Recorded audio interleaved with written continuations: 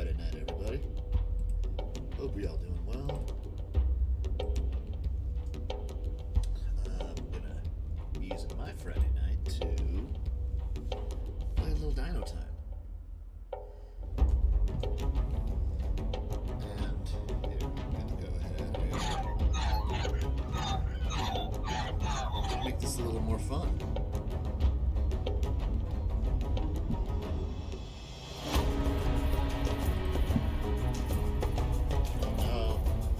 Saw my YouTube screens for a while.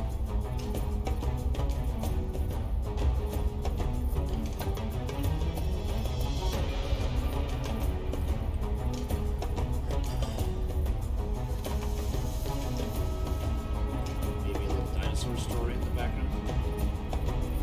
It's everything. What? Huh?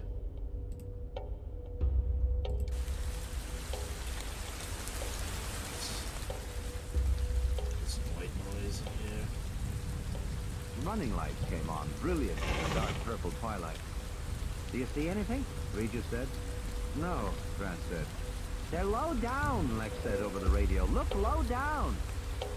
Grant tilted the binoculars down, scanning the hull just above the waterline.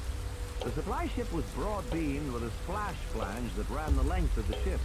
It was quite dark now, and he could hardly make out details. "No, nothing." "I can see them," Lex said impatiently. "Near the back. Look near the back." "How can she see anything in this light?" Malcolm said. "Kid can see," Grant said. "They've got visual acuity we forgot we ever had." He swung the binoculars toward the stern, moving them slowly. And suddenly he saw the animals. They were playing, darting among the silhouetted stern structures. He could see them only briefly, but even in the fading light, he could tell that they were upright animals, about 2 feet tall, standing with stiff, balancing tails. "You see them now?" Lex said. Dinosaur stories in the background. "What are they?" This doesn't get my channel shut down, but at least 2, maybe more. Juveniles. Let's go. Jesus, Ed Regis said. "That boat's going to the mainland." Malcolm shrugged. "Don't get excited. Just call the control room and tell them to recall the boat." Ed Regis reached in and grabbed a radio from the dashboard. They heard hissing static and clicks as he rapidly changed channels. "There's something wrong with this one," he said. "It's not working." He ran off to the first land cruiser. They saw him duck into it. Then he looked back at them. "There's something wrong with both the radios," he said. "I can't raise the control room." "Then let's get going," Grant said. In the control room, Muldoon stood before the big windows that overlooked the parts. At 7 o'clock, the quartz floodlights came on all over the island, turning the landscape into a glowing jewel stretching away to the south. This was his favorite moment of the day. He heard the crackle of static from the radios.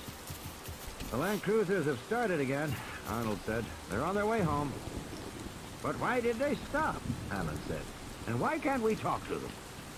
"I don't know," Arnold said. "Maybe they turned off the radios in the cars." "Probably the storm," Muldoon said. "Interference from the storm." "They'll be here in 20 minutes," Hammond said. "You better call down and make sure the dining room is ready for them. Those kids are going to be hungry." Arnold picked up the phone and heard a steady, monotonous hiss. "What's this? What's going on?" "Jesus, hang that up," Nedry said. "You'll screw up the data stream." "You've taken all the phone lines, even the internal ones?" "I've taken all the lines that communicate outside," Nedry said, "but your internal lines should still work." Arnold punched console buttons one after another. He heard nothing but hissing on all the lines. "Looks like you've got them all." "Sorry about that," Nedry said. "I'll clear a couple for you at the end of the next transmission, in about 15 minutes. He yawned. "Looks like a long weekend for me. I guess I'll go get that Coke now." He picked up his shoulder bag and headed for the door. "Don't touch my console, okay?" The door closed. "What a slob," Hammond said. "Yeah," Arnold said, "but I guess he knows what he's doing."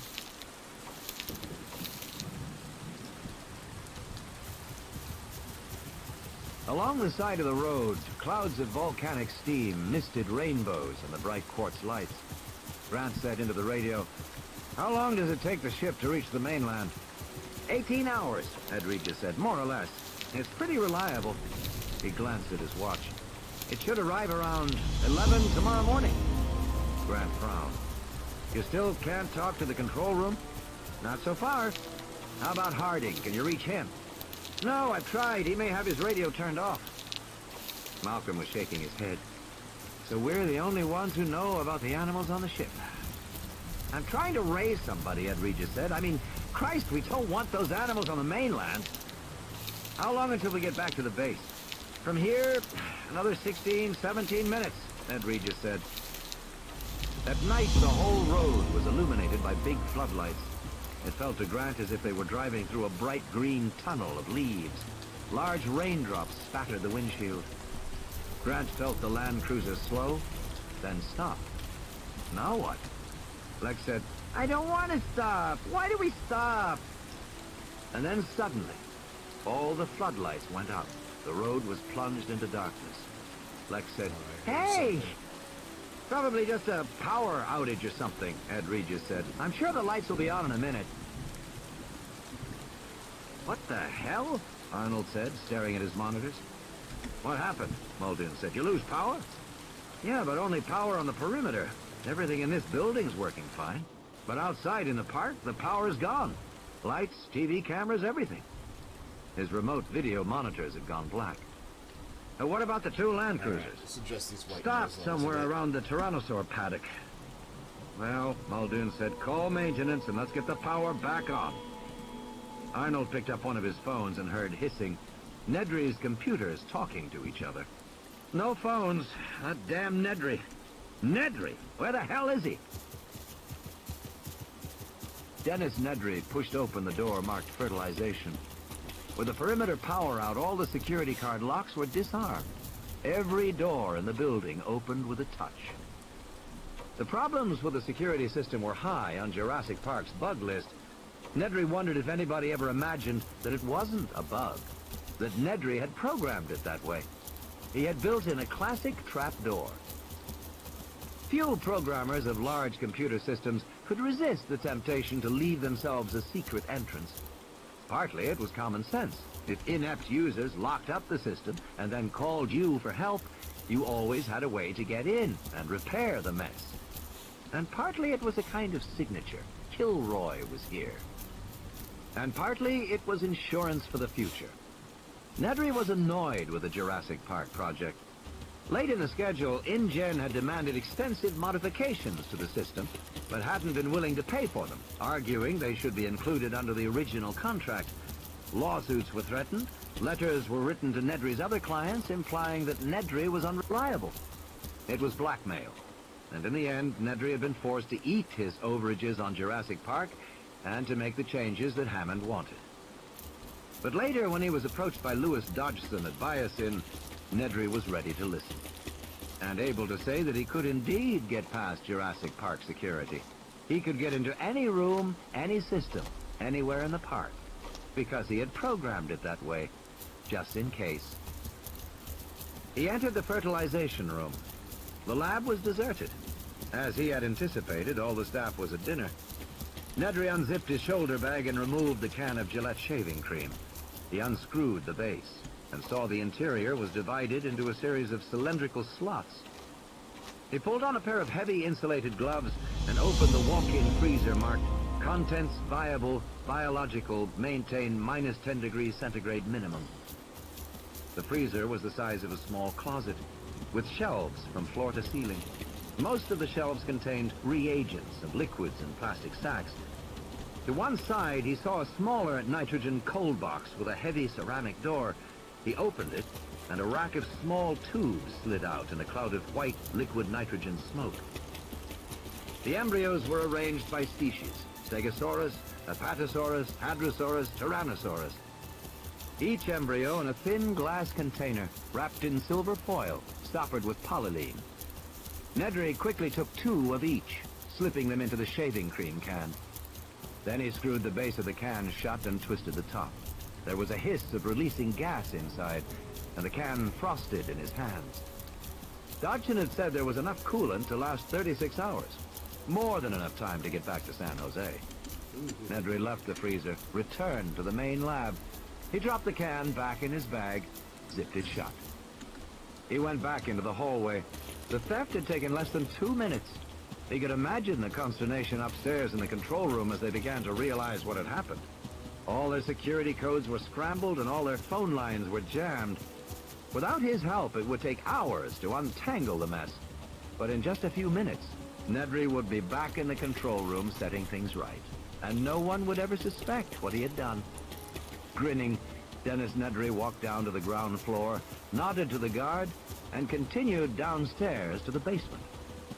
Passing the neat lines of electric Land Cruisers, he went to the gasoline-powered Jeep parked against the wall. He climbed into it, noticing some odd gray tubing on the passenger seat. It looked almost like a rocket launcher, he thought, as he turned the ignition key and started the Jeep. Nedry glanced at his watch. From here into the park, and 3 minutes straight to the East Dock.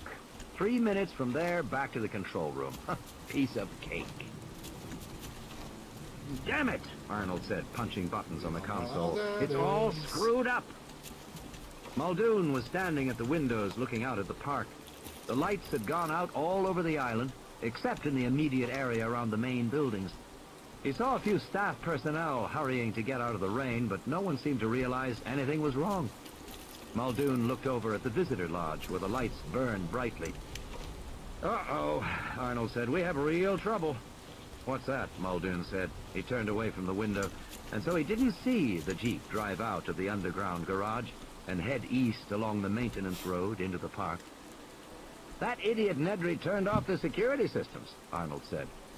The whole building's opened up. None of the doors are locked anymore. I'll notify the guards, Muldoon said. That's the least of it, Arnold said. When you turn off the security, you turn off all the peripheral fences as well. The fences? Muldoon said. The electrical fences, Arnold said. They're off, all over the island. You mean... That's right, Arnold said. The animals can get out now. Arnold lit a cigarette. Probably nothing will happen, but you never know. Muldoon started toward the door. I better drive out and bring in the people in those 2 Land Cruisers, he said, just in case. Muldoon quickly went downstairs to the garage. Damn. He wasn't really worried about the Raptors are fences great for going moving down. across land. Most of the dinosaurs had been in their paddocks for scared to go 9 in the months water. or more, and they had brushed up against the fences more than once, with notable results. Muldoon knew how quickly animals learn to avoid shock stimuli. You could train a laboratory pigeon with just 2 or 3 stimulation events. So it was unlikely the dinosaurs would now approach the fences. Muldoon was more concerned about what the people in the cars would do. He didn't want them getting out of the Land Cruisers, because once the power came back on, the cars would start moving again whether the people were inside them or not. They might be left behind. Of course, in the rain, it was unlikely they would leave the cars, but still, you never knew. He reached the garage and hurried toward the Jeep. It was lucky, he thought, that he had had the foresight to put the launcher in it. He could start right out and be out there and... It was gone. What the hell? Muldoon stared at the empty parking space, astonished. The Jeep was gone. What the hell was happening? 4th iteration. Inevitably, underlying instabilities begin to appear. Ian Malcolm. The main road. Rain drummed loudly on the roof of the Land Cruiser. Tim felt the night vision goggles pressing heavily on his forehead. He reached for the knob near his ear and adjusted the intensity. There was a brief phosphorescent flare, and then, in shades of electronic green and black, he could see the Land Cruiser behind, with Dr. Grant and Dr. Malcolm inside. Neat. Dr. Grant was staring out the front windshield toward him. Tim saw him pick up the radio from the dash. There was a burst of static, and then he heard Dr. Grant's voice. Can you see us back here? Tim picked up the radio from Ed Regis. I see you. Everything all right? We're fine, Dr. Grant. Stay in the car. We will, don't worry. He clicked the radio off. Ed Regis snorted. It's pouring down rain. Of course we'll stay in the car, he muttered. Tim turned to look at the foliage at the side of the road. Through the goggles, the foliage was a bright electronic green, and beyond he could see sections of the green grid pattern of the fence. The Land Cruisers were stopped on the downslope of a hill, which must mean they were someplace near the Tyrannosaur area. It would be amazing to see a tyrannosaur with these night vision goggles, a real thrill. Maybe the tyrannosaur would come to the fence and look over at them. Tim wondered if its eyes would glow in the dark when he saw them. That would be neat. But he didn't see anything. And eventually he stopped looking. Everyone in the cars fell silent. The rain thrummed on the roof of the car. Sheets of water streamed down over the sides of the windows. It was hard for Tim to see out, even with the goggles. "How long have we been sitting here?" Malcolm asked. "I don't know, 4 or 5 minutes. I wonder what the problem is. Maybe a short circuit from the rain." But it happened before the rain really started. There was another silence. In a tense voice, Lex said, "But there's no lightning, right?" She'd always been afraid of lightning, and she now sat nervously squeezing her leather mitt in her hands. Dr. Grant said, "What was that? We didn't quite read that."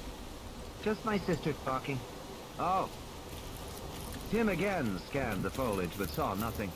Certainly nothing as big as a tyrannosaur. He began to wonder if the tyrannosaurs came out at night. Were they nocturnal animals?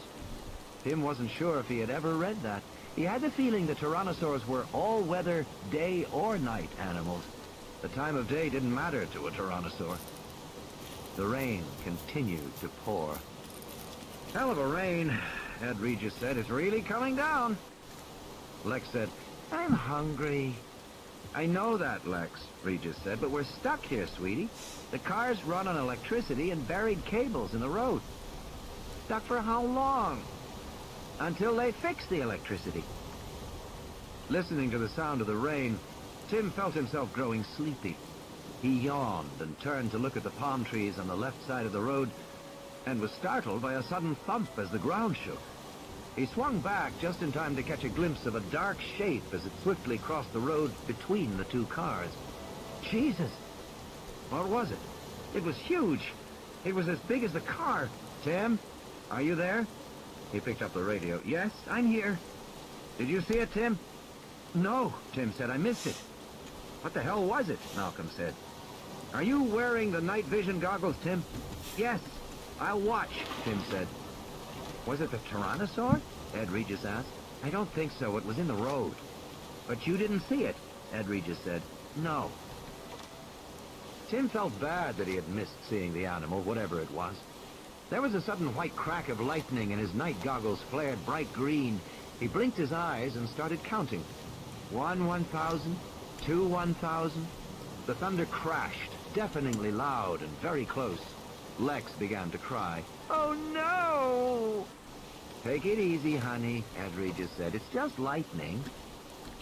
Tim scanned the side of the road. The rain was coming down hard now, shaking the leaves with hammering drops. It made everything move. Everything seemed alive. He scanned the leaves. He stopped. There was something beyond the leaves. Tim looked up higher. Behind the foliage, beyond the fence, he saw a thick body with a pebbled, grainy surface like the bark of a tree. But it wasn't a tree. He continued to look higher, sweeping the goggles upward. He saw the huge head of the Tyrannosaurus just standing there, looking over the fence at the 2 Land Cruisers. The lightning flashed again, and the big animal rolled its head and bellowed in the glaring light. Then darkness, and silence again, and the pounding rain. "Tim?" "Yes, Dr. Grant?" "You see what it is?" "Yes, Dr. Grant." Tim had the sense that Dr. Grant was trying to talk in a way that wouldn't upset his sister. "What's going on right now?" "Nothing," Tim said, watching the Tyrannosaur through his night goggles. "Just standing on the other side of the fence." "I can't see much from here, Tim." "I can see fine, Dr. Grant. It's just standing there." "Okay." Lex continued to cry, snuffling. There was another pause. Tim watched the Tyrannosaur. The head was huge. The animal looked from one vehicle to another, then back again. It seemed to stare right at Tim. In the goggles, the eyes glowed bright green. Tim felt a chill, but then as he looked down the animal's body, moving down from the massive head and jaws, he saw the smaller, muscular forelimb. It waved in the air, and then it gripped the fence. "Jesus Christ!" Ed Regis said, staring out the window. The greatest predator the world has ever known. The most fearsome attack in human history. Somewhere in the back of his publicist's brain, Ed Regis was still writing copy. But he could feel his knees begin to shake uncontrollably, his trousers flapping like flags. Jesus, he was frightened. He didn't want to be here. Alone among all the people in the two cars, Ed Regis knew what a dinosaur attack was like. He knew what happened to people. He had seen the mangled bodies that resulted from a raptor attack. He could picture it in his mind. And this was a Rex. Much, much bigger. The greatest meat-eater that ever walked the earth. Jesus! When the Tyrannosaur roared, it was terrifying. A scream from some other world. Ed Regis felt the spreading warmth in his trousers. He'd peed in his pants. He was simultaneously embarrassed and terrified. But he knew he had to do something. He couldn't just stay here. He had to do something. Something! His hands were shaking, trembling against the dash. Jesus Christ, he said again. Bad language, Lex said, wagging her finger at him. Tim heard the sound of a door opening, and he swung his head away from the Tyrannosaur. The night vision goggles streaked laterally, in time to see Ed Regis stepping out through the open door, ducking his head in the rain. Hey, Lex said, where are you going? Ed Regis just turned and ran in the opposite direction from the Tyrannosaur, disappearing into the woods. The door to the Land Cruiser hung open. The paneling was getting wet. He left, Lex said. Where did he go? He left us alone. Shut the door, Tim said. But she had started to scream, He left us! He left us! Tim, what's going on? It was Dr. Grant on the radio. Tim! Tim leaned forward and tried to shut the door. From the back seat, he couldn't reach the handle. He looked back at the Tyrannosaur as lightning flashed again, momentarily silhouetting the huge black shape against the white flaring sky. Tim, what's happening? He left us! He left us! Tim blinked to recover his vision. When he looked again, the Tyrannosaur was standing there exactly as before, motionless and huge. Rain dripped from its jaws. The forelimb gripped the fence. And then Tim realized the Tyrannosaur was holding on to the fence. The fence wasn't electrified anymore. Lex, close the door! The radio crackled. Tim! I'm here, Dr. Grant. What's going on? Regis ran away, Tim said. He what? He ran away. I think he saw that the fence isn't electrified, Tim said. The fence isn't electrified, Malcolm said over the radio. Did he say the fence isn't electrified? Lex, Tim said, close the door! But Lex was screaming. He left us! He left us! In a steady, monotonous wail, and there was nothing for Tim to do but climb out of the back door into the slashing rain and shut the door for her. Thunder rumbled and the lightning flashed again. Tim looked up and saw the Tyrannosaur crashing down the cyclone fence with a giant hind limb. Timmy! He jumped back in and slammed the door, the sound lost in the thunderclap. The radio. Tim, are you there? He grabbed the radio. I'm here. He turned to Lex. Lock the doors. Get in the middle of the car and shut up. Outside, the Tyrannosaur rolled its head and took an awkward step forward. The claws of its feet had caught in the grid of the flattened fence. Lex saw the animal finally and became silent, still. She watched with wide eyes. Radio crackled. Tim. Yes, Dr. Grant? Stay in the car. Stay down. Be quiet. Don't move. And don't make noise. Okay. You should be all right. I don't think it can open the car. Okay. Just stay quiet so you don't arouse its attention any more than necessary. Okay. Tim clicked the radio off. You hear that, Lex? His sister nodded silently. She never took her eyes off the dinosaur.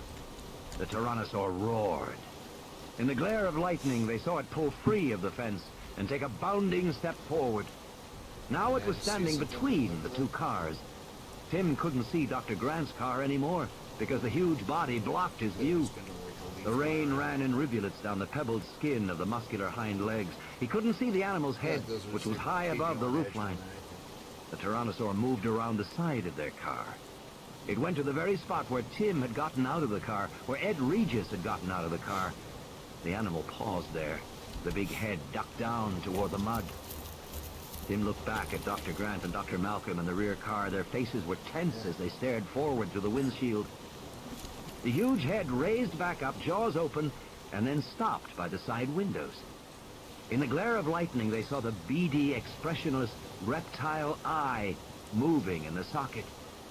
It was looking in the car. His sister's breath came in ragged, frightened gasps. He reached out and squeezed her arm, hoping she would stay quiet. The dinosaur continued to stare for a long time through the side window. Perhaps the dinosaur couldn't really see them, he thought. Finally, the head lifted up out of view again. "Timmy," Lex whispered. "It's okay," Tim whispered. "I don't think it saw us." He was looking back toward Dr. Grant when a jolting impact rocked the Land Cruiser and shattered the windshield in a spider web as a Tyrannosaur's head crashed against the hood of the Land Cruiser. Tim was knocked flat on the seat. The night vision goggles slid off his forehead. He got back up quickly, blinking in the darkness, his mouth warm with blood. "Lex?" He couldn't see his sister anywhere. The Tyrannosaur stood near the front of the Land Cruiser, its chest moving as it breathed, the forelimbs making clawing movements in the air. "Lex!" Tim whispered. Then he heard her groan. She was lying somewhere on the floor, under the front seat.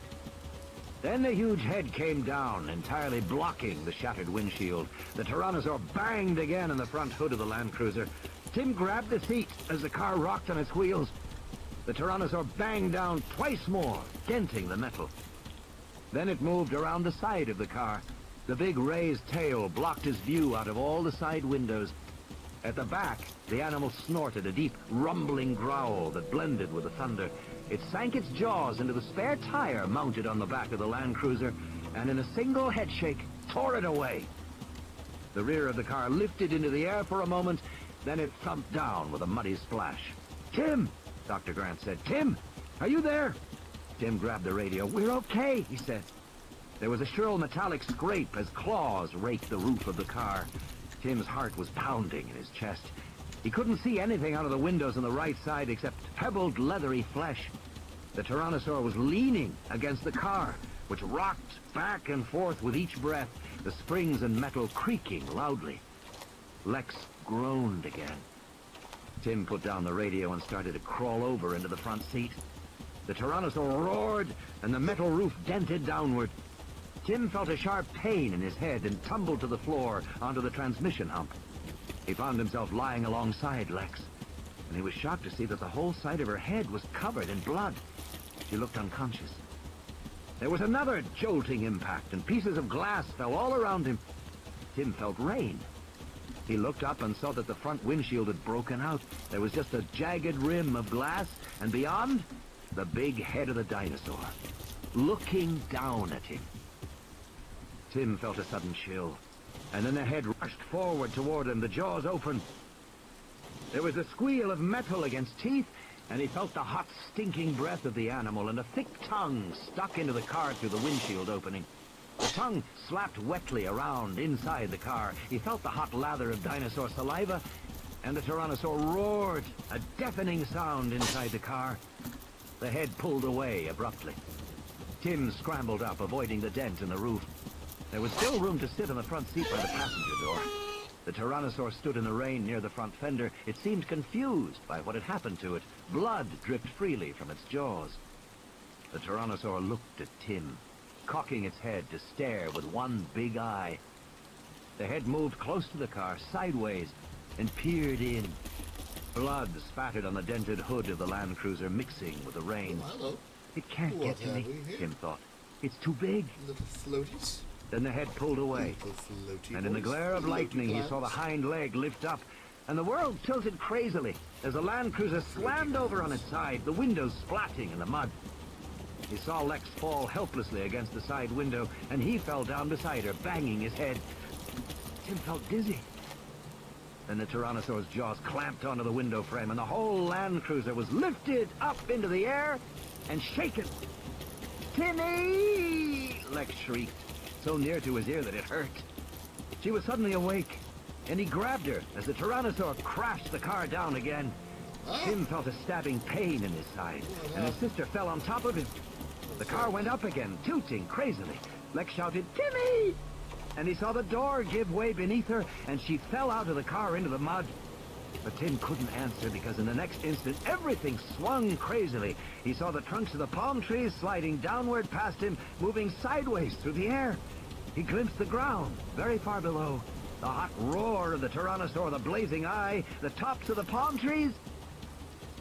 And then, with a metallic scraping shriek, the car fell from the Tyrannosaur's jaws, a sickening fall, and Tim's stomach heaved in the moment before the world became totally black and silent. In the other car, Malcolm gasped, "Jesus, what happened to the car?" Grant blinked his eyes as the lightning faded. The other car was gone. Grant couldn't believe it. He peered forward, trying to see through the rain-streaked windshield. The dinosaur's body was so large, it was probably just blocking... No. In another flash of lightning, he saw clearly the car was gone. "What happened?" Malcolm said. "I don't know." Faintly over the rain, Grant heard the sound of the little girl screaming. The dinosaur was standing in the darkness on the road up ahead, but they could see well enough to know that it was bending over now, sniffing the ground, or eating something on the ground. "Can you see?" Malcolm said, squinting. "Not much, no," Grant said. The rain pounded on the roof of the car. He listened for the little girl, but he didn't hear her anymore. The two men sat in the car listening. "Was it the girl?" Malcolm said finally. "It sounded like the girl."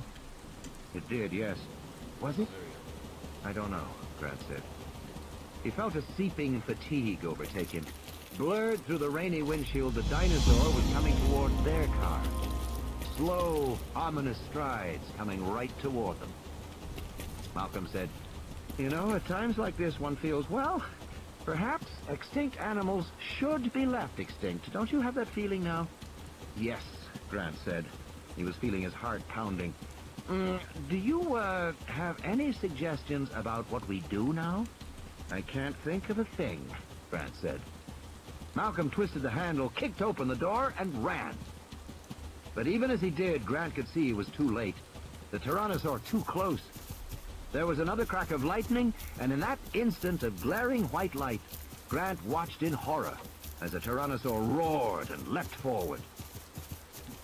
Grant was not clear about exactly what happened next. Malcolm was running, his feet splashing in the mud. The Tyrannosaur bounded alongside him and ducked its massive head, and Malcolm was tossed into the air like a small doll. By then, Grant was out of the car too, feeling the cold rain slashing his face and body.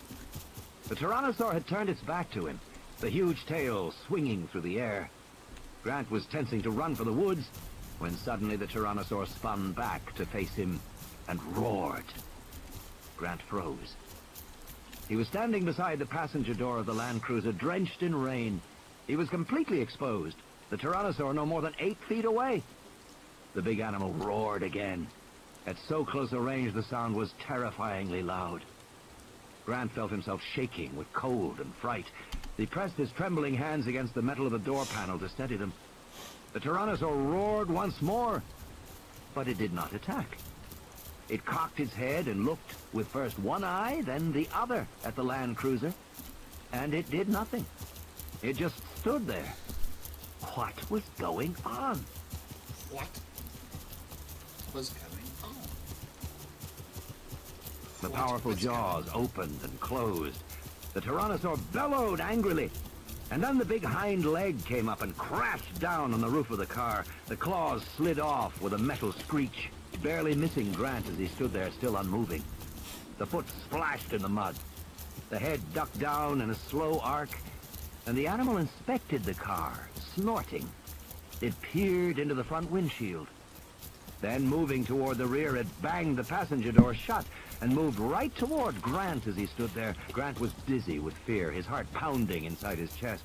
With the animal so close, he could smell the rotten flesh in the mouth, the sweetish blood smell, the sickening stench of the carnivore. He tensed his body, awaiting the inevitable. The big head slid past him, toward the rear of the car. Grant blinked. What had happened? Was it possible the Tyrannosaur hadn't seen him? It seemed as if it hadn't, but how could that be? Grant looked back to see the animal sniffing the rear-mounted tire. It nudged the tire with its snout, and then the head swung back Again, it approached Grant. This time the animal stopped, the black flaring nostrils just inches away. Grant felt the animal's startling hot breath on his face. But the Tyrannosaur wasn't sniffing like a dog, it was just breathing. And if anything, it seemed puzzled. No, the Tyrannosaur couldn't see him, not if he stood motionless. And in a detached academic corner of his mind, he found an explanation for that, a reason why. The jaws opened before him, the massive head raised up. Grant squeezed his fists together and bit his lip, trying desperately to remain motionless, to make no sound.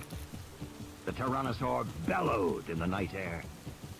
But by now, Grant was beginning to understand. The animal couldn't see him, but it suspected he was there, somewhere, and was trying with its bellowing to frighten Grant into some revealing movement. So long as he stood his ground, Grant realized he was invisible. In a final gesture of frustration, the big hind leg lifted up and kicked the Land Cruiser over. And Grant felt searing pain and the surprising sensation of his own body flying through the air. It seemed to be happening very slowly, and he had plenty of time to feel the world turn colder and watch the ground rush up to strike him in the face. Return. Where are all the roots? Oh, damn, Harding said. Will you look at that? Roots. They were sitting in Harding's gasoline-powered Jeep, staring forward past the flick-flick of the windshield wipers. In the yellow flare of the headlamps, a big fallen tree blocked the road. Must have been the lightning, Gennaro said. Hell of a tree. We can't get past it, Harding said. I better tell Arnold in control. He picked up the radio and twisted the channel dial. Hello, John. Are you there, John? There was nothing but steady, hissing static. I don't understand, he said. The radio lines seem to be down. It must be the storm, Gennaro said. I suppose, Harding said. Try the Land Cruisers, Ellie said. Harding opened the other channels, but there was no answer. Nothing, he said. They're probably back to camp by now, and outside the range of our little set. That's a view. In any case, I don't think we should stay here. It'll be hours before maintenance gets a crew out here to move that tree. He turned the radio off and put the Jeep into reverse. What are you going to do? Ellie said.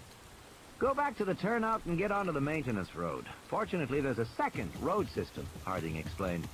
We have one road for visitors and a second road for animal handlers and feed trucks and so on.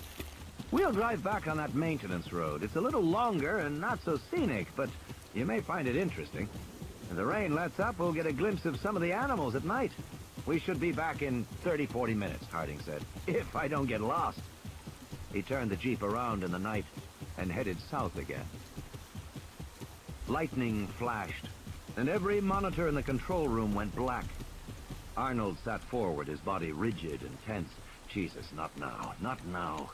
That was all he needed, to have everything go out now in the storm. All the main power circuits were surge protected, of course. But Arnold wasn't sure about the modems Nedry was using for his data transmission. Oh, man. Most people didn't know it was possible to blow an entire system through a modem. The lightning pulse climbed back into the computer through the telephone line, and They call it bang, a modem. no more motherboard, A no more modem. RAM, no more file server, Modems, no more people. computer. That we've been The pronouncing screens all these flickered. years. It's modem. And then, one by one, they came back on.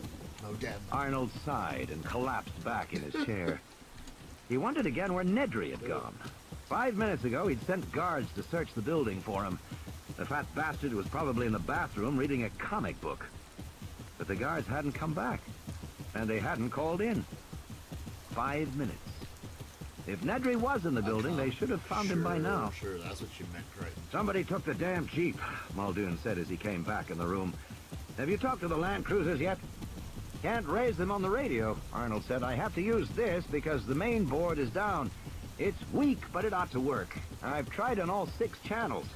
I know they have radios in the cars, but they're not answering. That's not good, Muldoon said. If you want to go out there, take one of the maintenance vehicles. I would, Muldoon said, but they're all in the east garage, more than a mile from here. Where's Harding? I assume he's on his way back. Then he'll pick up the people in the Land Cruisers on his way. I assume so. Anybody tell Hammond the kids aren't back yet? Hell no, Arnold said. I don't want that son of a bitch running around here screaming at me. Everything's all right for the moment. The land cruisers are just stuck in the rain. They can sit a while until Harding brings them back. Or until we find Nedry and make that little bastard turn the systems back on. You can't get them back on? Muldoon said. Arnold shook his head. I've been trying, but Nedry's done something to the system. I can't figure out what. But if I have to go into the code itself, that'll take hours. We need Nedry. We've got to find the son of a bitch right away. Nedry. The sign said, electrified fence, 10,000 volts, do not touch. But Nedry opened it with his bare hand and unlocked the gate, swinging it wide. He went back to the Jeep, drove through the gate, and then walked back to close it behind him. Now he was inside the park itself, no more than a mile from the east dock. He stepped on the accelerator and hunched forward over the steering wheel, peering through the rain-slashed windshield as he drove the Jeep down the narrow road. He was driving fast, too fast, but he had to keep to his timetable. He was surrounded on all sides by black jungle, but soon he should be able to see the beach and the ocean off to his left.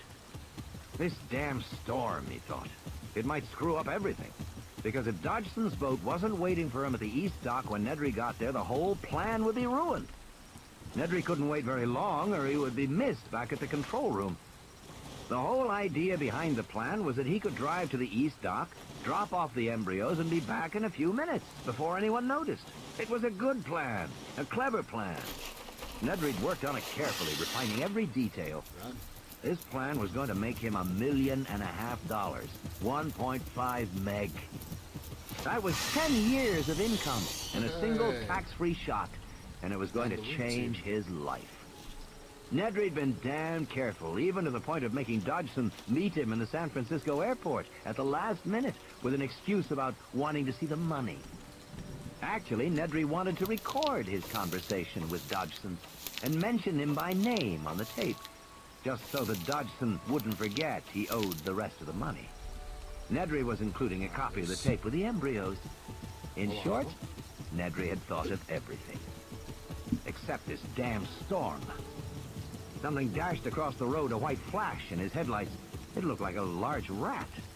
It scurried into the underbrush, dragging a fat tail. Possum. Amazing that a possum could survive here. You'd think the dinosaurs would get an animal like that. Where was the damn dock?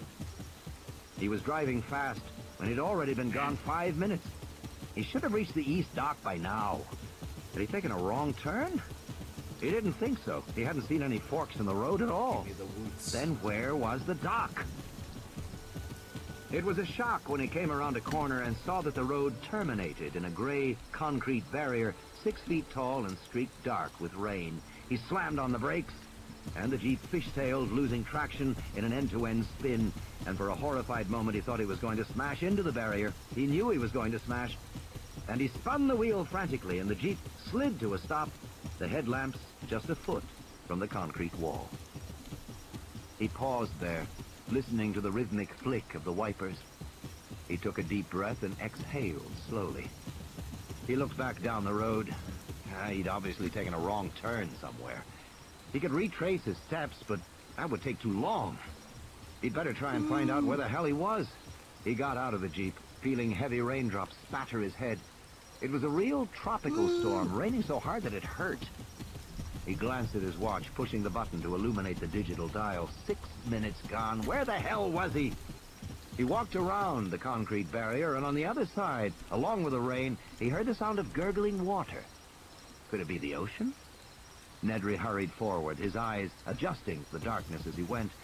Dense jungle on all sides, raindrops slapping on the leaves.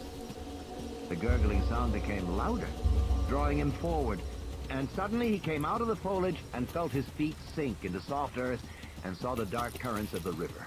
The river! He was at the jungle river. Damn, he thought. At the river where? The river ran for miles through the island. He looked at his watch again. 7 minutes gone. "You have a problem, Dennis," he said aloud. As if in reply, there was a soft hooting cry of an owl in the forest. Nedry hardly noticed. He was worrying about his plan. The plain fact was that time had run out. There wasn't a choice anymore. He had to abandon his original plan.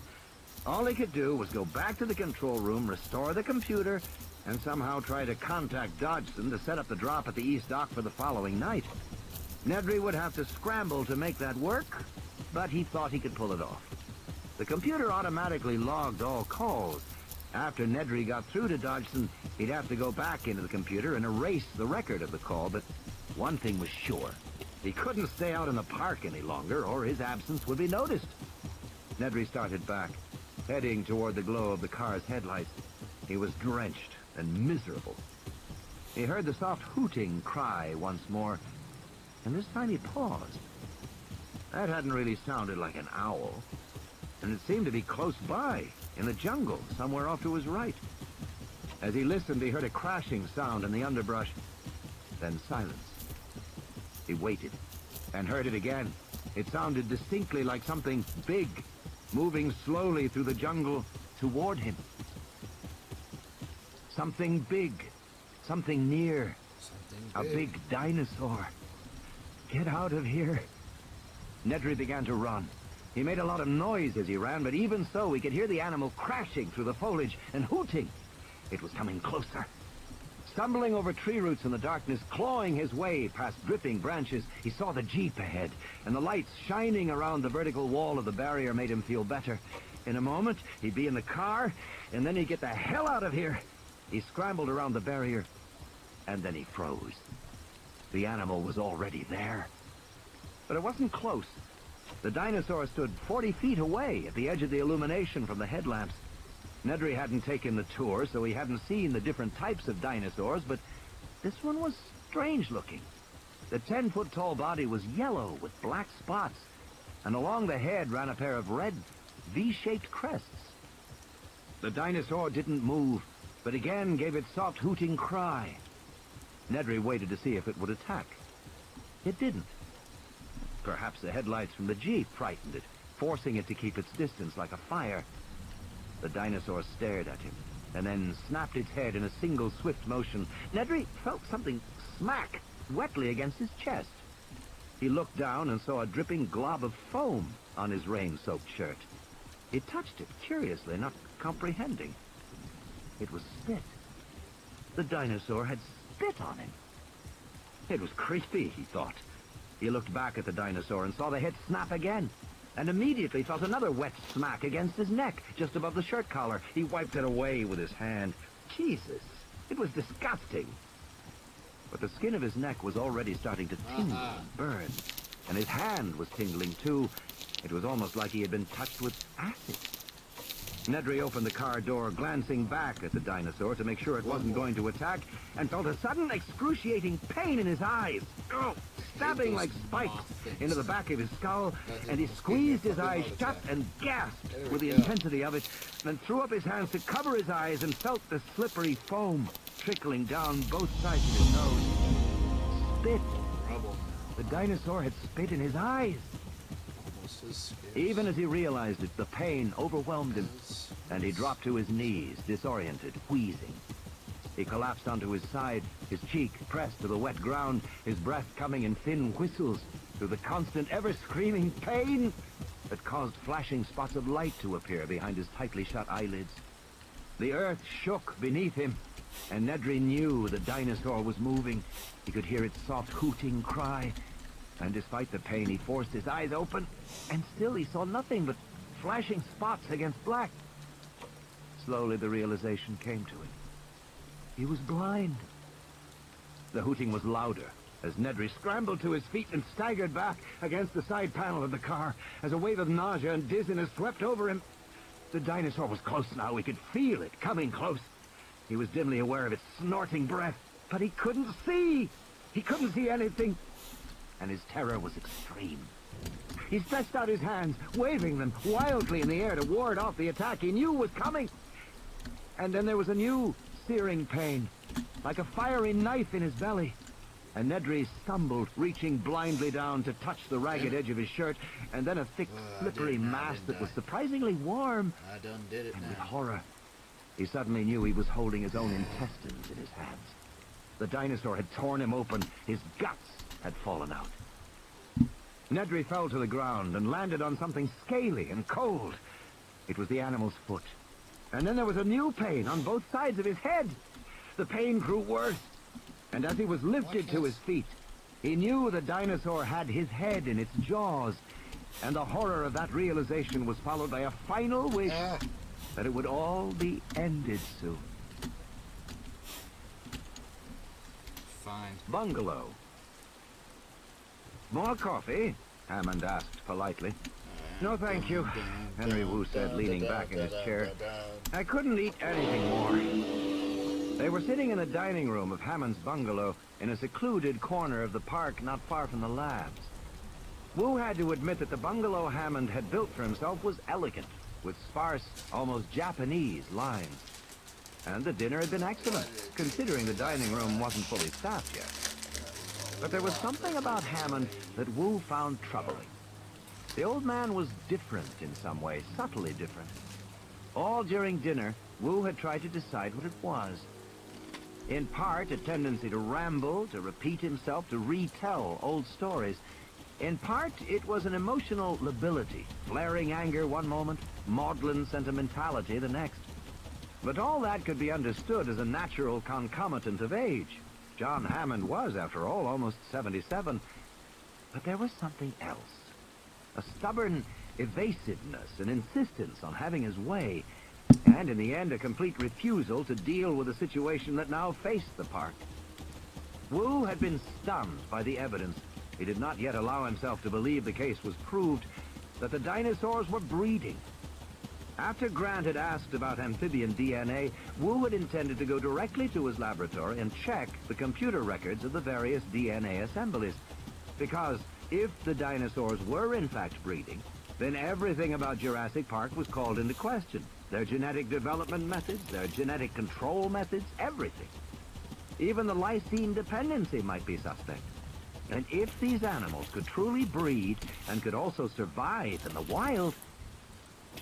Henry Wu wanted to check the data at once, but Hammond had stubbornly insisted Wu accompany him at dinner. Now then, Henry, you must save room for ice cream, Hammond said, pushing back from the table. Maria makes the most wonderful ginger ice cream. All right. Wu looked at the beautiful, silent serving girl. His eyes followed her out of the room, and then he glanced up at the single video monitor mounted in the wall. The monitor was dark. Your monitor's out, Wu said. Is it? Hammond glanced over. Must be the storm. He reached behind him for the telephone. I'll just check with John in control. Wu could hear the static crackle on the telephone line. Hammond shrugged and set the receiver back in its cradle. Lines must be down, he said. Or maybe Nedry's still doing data transmission. He has quite a few bugs to fix this weekend. Nedry's a genius in his way, but we had to press him quite hard toward the end to make sure he got things right. Perhaps I should go to the control room and check, Wu said. No, Hammond said. There's no reason. If there were any problem, we'd hear about it. Ah. Maria came back into the room with 2 plates of ice cream. You must have just a little, Henry, Hammond said. It's made with fresh ginger from the eastern part of the island. It's an old man's vice ice cream, but still... Dutifully, Wu dipped his spoon. Outside, lightning flashed, and there was the sharp crack of thunder. That was close, Wu said. I hope the storm isn't frightening the children. I shouldn't think so, Hammond said. He tasted the ice cream. But I can't help but hold some fears about this park, Henry. Inwardly, Wu felt relieved. Perhaps the old man was going to face the facts after all. What kind of fears? You know, Jurassic Park's really made for children. The children of the world love dinosaurs. And the children are going to delight, just delight in this place. Their little faces will shine with the joy of finally seeing these wonderful animals. But I am afraid I may not live to see it, Henry. I may not live to see the joy on their faces. I think there are other problems, too, Wu said, frowning. But none so pressing on my mind as this, Hammond said. that I may not live to see their shining, delighted faces. This is our triumph, this park. We have done what we set out to do. And you remember our original intent was to use the newly emerging technology of genetic engineering to make money. A lot of money. Wu knew Hammond was about to launch into one of his old speeches. He held up his hand. I'm familiar with this, John. If you were going to start a bioengineering company, Henry, what would you do? Would you make products to help mankind? To fight illness and disease? Oh, dear me, no. That's a terrible idea. A very poor use of new technology. Hammond shook his head sadly. Yet you'll remember, he said, the original genetic engineering companies like Genentech and Cetus were all started to make pharmaceuticals. New drugs for mankind. Noble, noble purpose. Unfortunately, drugs face all kinds of barriers. FDA testing alone takes 5 to 8 years, if you're lucky. Even worse, there are forces at work in the marketplace. Suppose you make a miracle drug for cancer or heart disease, as Genentech did. Suppose you now want to charge $1,000 or $2,000 a dose. You might imagine that is your privilege. After all, you invented the drug. You paid to develop and test it. You should be able to charge whatever you wish. But do you really think that the government will let you do that? No, Henry, they will not. Sick people aren't going to pay $1,000 a dose for needed medication. They won't be grateful, they'll be outraged. Blue Cross isn't going to pay it. They'll scream highway robbery. So something will happen. Your patent application will be denied. Your permits will be delayed. Something will force you to see reason and to sell your drug at a lower cost. From a business standpoint, that makes helping mankind a very risky business. Personally, I would never help mankind. Wu had heard the argument before, and he knew Hammond was right. Some new bioengineered pharmaceuticals had indeed suffered inexplicable delays and patent problems. Now, Hammond said, think how different it is when you're making entertainment. Nobody needs entertainment. That's not a matter for government intervention. If I charge $5,000 a day for my park, who is going to stop me?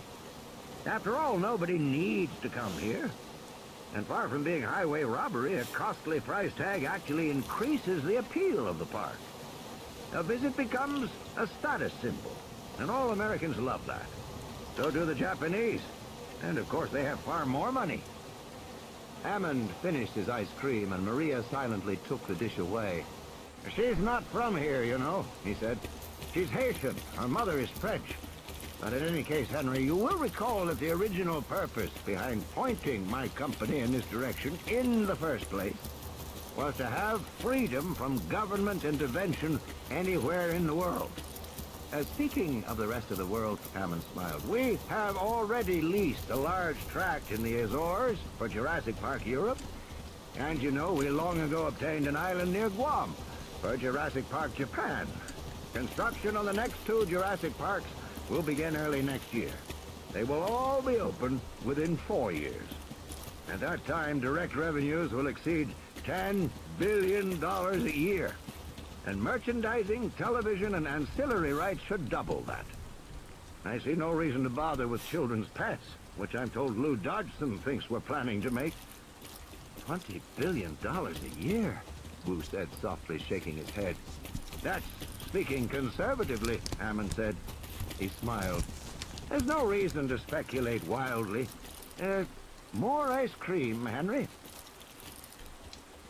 Did you find him? Arnold snapped when the guard walked into the control room. No, Mr. Arnold. Find him. I don't think he's in the building, Mr. Arnold. Then look in the lodge, Arnold said. Look in the maintenance building. Look in the utility shed. Look everywhere. But just find him. The thing is, the guard hesitated. Mr. Nedry's the fat man, is that right? That's right, Arnold said. He's fat. A fat slob. Well, Jimmy down in the main lobby said he saw the fat man go into the garage. Muldoon spun around. Into the garage? When? About 10, 15 minutes ago. Jesus, Muldoon said. The jeep screeched to a stop. Sorry, Harding said. In the headlamps, Ellie saw a herd of apatosaurs lumbering across the road. There were 6 animals, each the size of a house, and a baby as large as a full-grown horse. The apatosaurs moved in unhurried silence, never looking toward the jeep and its glowing headlamps.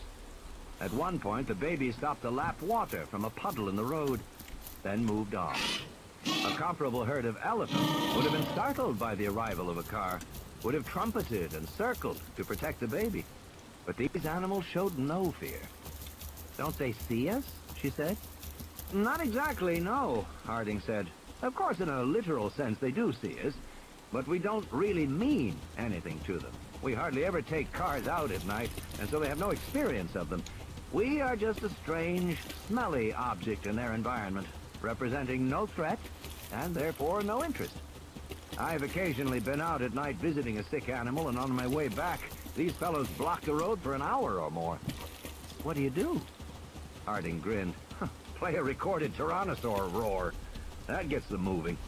Not that they care much about tyrannosaurs. These apatosaurs are so big, they don't really have any predators. They can break a tyrannosaur's neck with a swipe of their tail, and they know it. So does the tyrannosaur." "But they do see us. I mean, if we were to get out of the car..." Harding shrugged. "They probably wouldn't react. Dinosaurs have excellent visual acuity, but they have a basic amphibian visual system. It's attuned to movement. They don't see unmoving things well at all." The animals moved on, their skin glistening in the rain. Harding put the car in gear. "I think we can continue now," he said. Wu said, "I suspect you may find there are pressures on your park, just as there are pressures on Genentech's drugs." He and Hammond had moved to the living room, and they were now watching the storm lash the big glass windows. "I can't see how," Hammond said. "The scientists may wish to constrain you, even to stop you." "Well, they can't do that," Hammond said. He shook his finger at Wu. "You know why the scientists would try to do that? It's because they want to do research, of course. That's all they ever want to do is research. Not to accomplish anything, not to make any progress, just do research. Well, they have a surprise coming to them." "I wasn't thinking of that," Wu said. Hammond sighed. "I'm sure it would be interesting for the scientists to do research, but you arrive at the point where these animals are simply too expensive to be used for research. This is wonderful technology, Henry, but it's also frightfully expensive technology. The fact is, it can only be supported as entertainment." Hammond shrugged. "That's just the way it is." "But if there are attempts to close down..." "Face the damn facts, Henry," Hammond said irritably. "This isn't America. This isn't even Costa Rica. This is my island. I own it, and nothing is going to stop me from opening Jurassic Park to all the children of the world." He chuckled. "Or at least to the rich ones. And I tell you, they'll love it." In the back seat of the Jeep, Ellie Sattler stared out the window. They had been driving through rain-drenched jungle for the last 20 minutes, and had seen nothing since the apatosaurs crossed the road. "We're near the Jungle River now," Harding said as he drove. "It's off there, somewhere to our left." Abruptly, he slammed on the brakes again. The car skidded to a stop in front of a flock of small green animals. "Well, you're getting quite a show tonight," he said. "Those are compies." Procompsognathids, Ellie thought, wishing that Grant were here to see them. This was the animal they had seen in the facts, back in Montana. The little dark green Procompsognathids scurried to the other side of the road, then squatted on their hind legs to look at the car, chittering briefly, before hurrying onward into the night. "Odd," Harding said. "Wonder where they're off to. Compies don't usually move at night, you know. They climb up in a tree and wait for daylight." "Then why are they out now?" Ellie said. "I can't imagine. You know, compies are scavengers, like buzzards. They're attracted to a dying animal, and they have tremendously sensitive smell. They can smell a dying animal for miles." "Then they're going to a dying animal?" "Dying or already dead." "Should we follow them?" Ellie said. "I'd be curious," Harding said. "Yes, why not? Let's go see where they're going." He turned the car around and headed back toward the compies. Tim. Tim Murphy lay in the Land Cruiser, his cheek pressed against the car door handle. He drifted slowly back to consciousness. He wanted only to sleep. He shifted his position and felt the pain in his cheekbone where it lay against the metal door. His whole body ached, his arms and his legs, and most of all his head. There was a terrible pounding pain in his head. All the pain made him want to go back to sleep. He pushed himself up on one elbow, opened his eyes, and retched, vomiting all over his shirt. He tasted sour bile and wiped his mouth with the back of his hand. His head throbbed. He felt dizzy and seasick, as if the world were moving, as if he were rocking back and forth on a boat. Tim groaned and rolled onto his back, turning away from the puddle of vomit. The pain in his head made him breathe in short, shallow gasps, and he still felt sick, as if everything were moving. He opened his eyes and looked around, trying to get his bearings. He was inside the Land Cruiser. The car must have flipped over on its side, because he was lying on his back against the passenger door, looking up at the steering wheel and beyond at the branches of a tree moving in the wind. The rain had nearly stopped, but water drops still fell on him through the broken front windshield. He stared curiously at the fragments of glass. He couldn't remember how the windshield had broken. He couldn't remember anything, except that they had been parked in the road, and he had been talking to Dr. Grant when the Tyrannosaur came toward them. That was the last thing he remembered. He felt sick again and closed his eyes until the nausea passed. He was aware of a rhythmic creaking sound, like the rigging of a boat. Dizzy and sick to his stomach, he really felt as if the whole car were moving beneath him. But when he opened his eyes again, he saw it was true. The Land Cruiser was moving, lying on its side, swaying back and forth. The whole car was moving.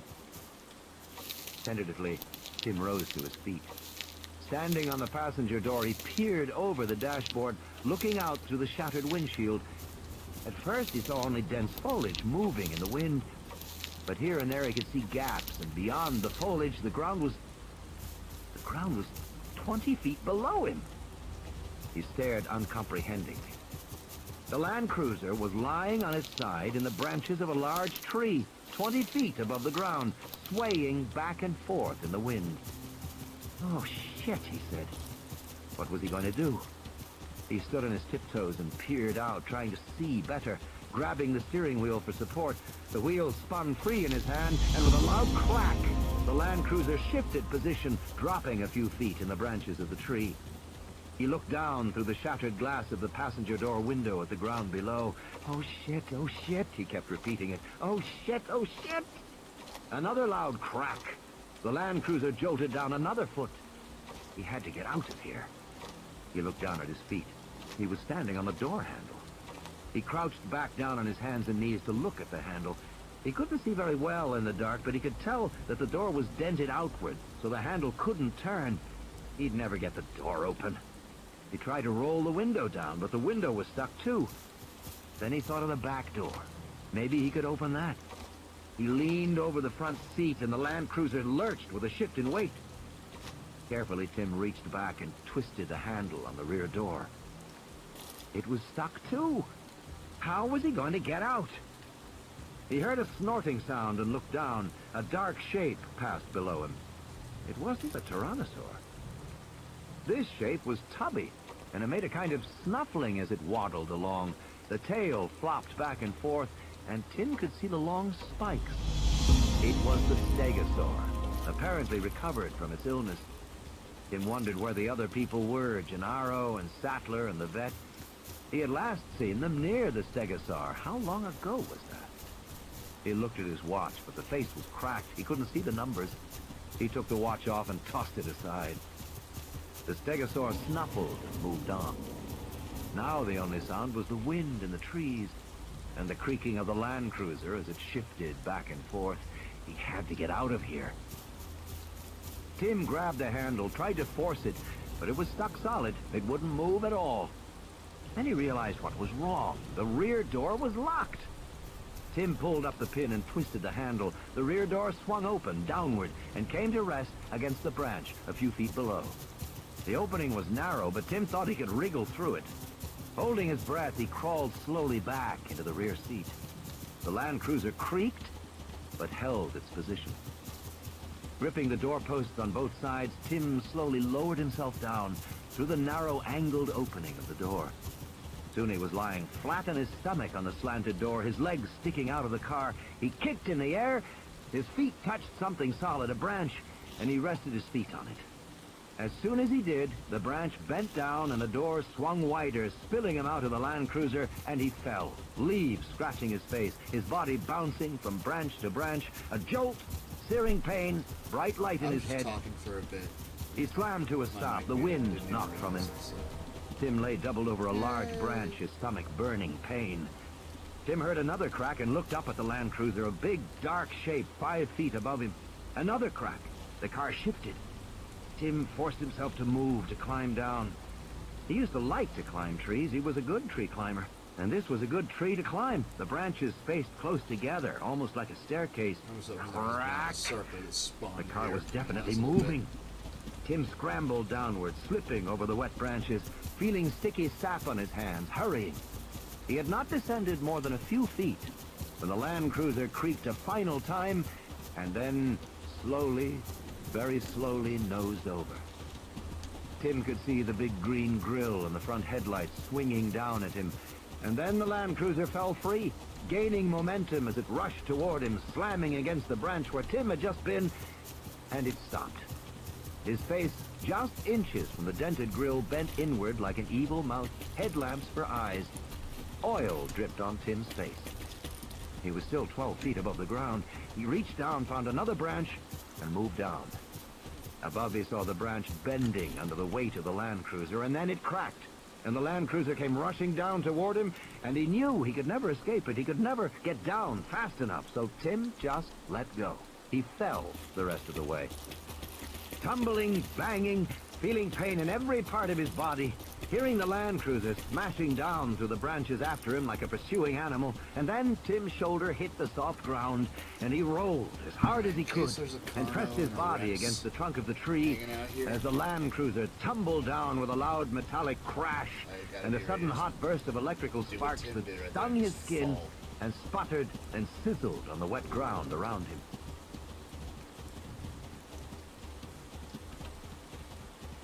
Slowly, Tim got to his feet. In the darkness, he heard the snuffling and saw the stegosaur coming back, apparently attracted by the crash of the Land Cruiser. The dinosaur moved dumbly, the low head thrust forward, and the big cartilaginous plates running in 2 rows along the hump of the back. It behaved like an overgrown tortoise, stupid like that, and slow.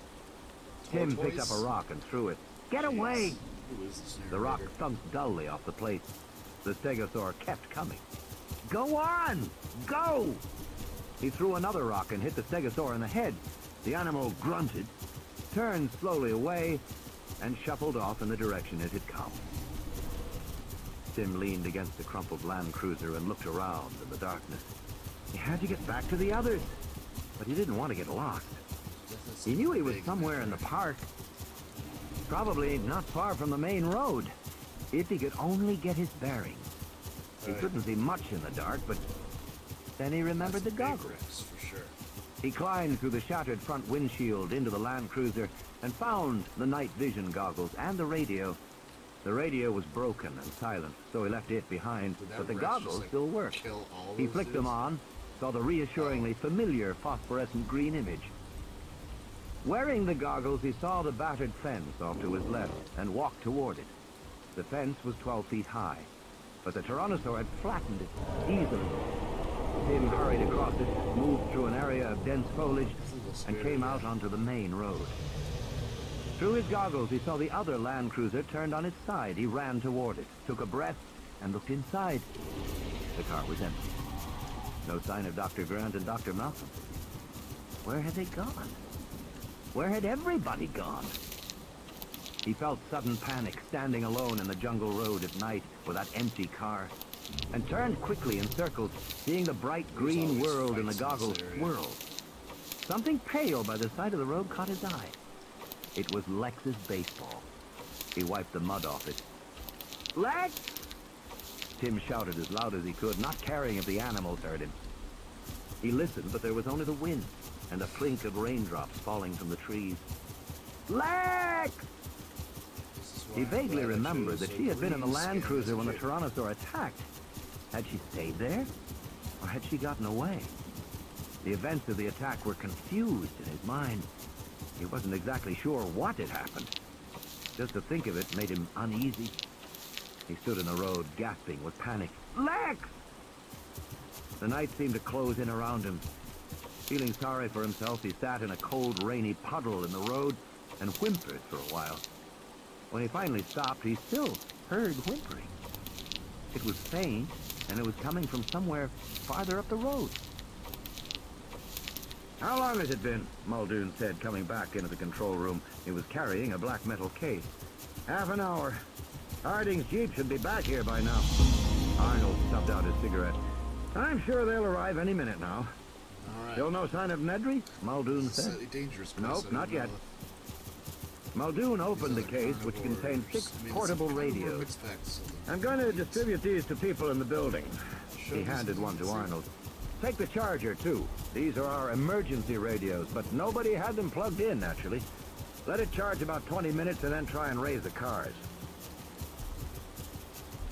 Henry Wu opened the door marked fertilization and entered the darkened lab. There was nobody here. Apparently, all the technicians were still at dinner.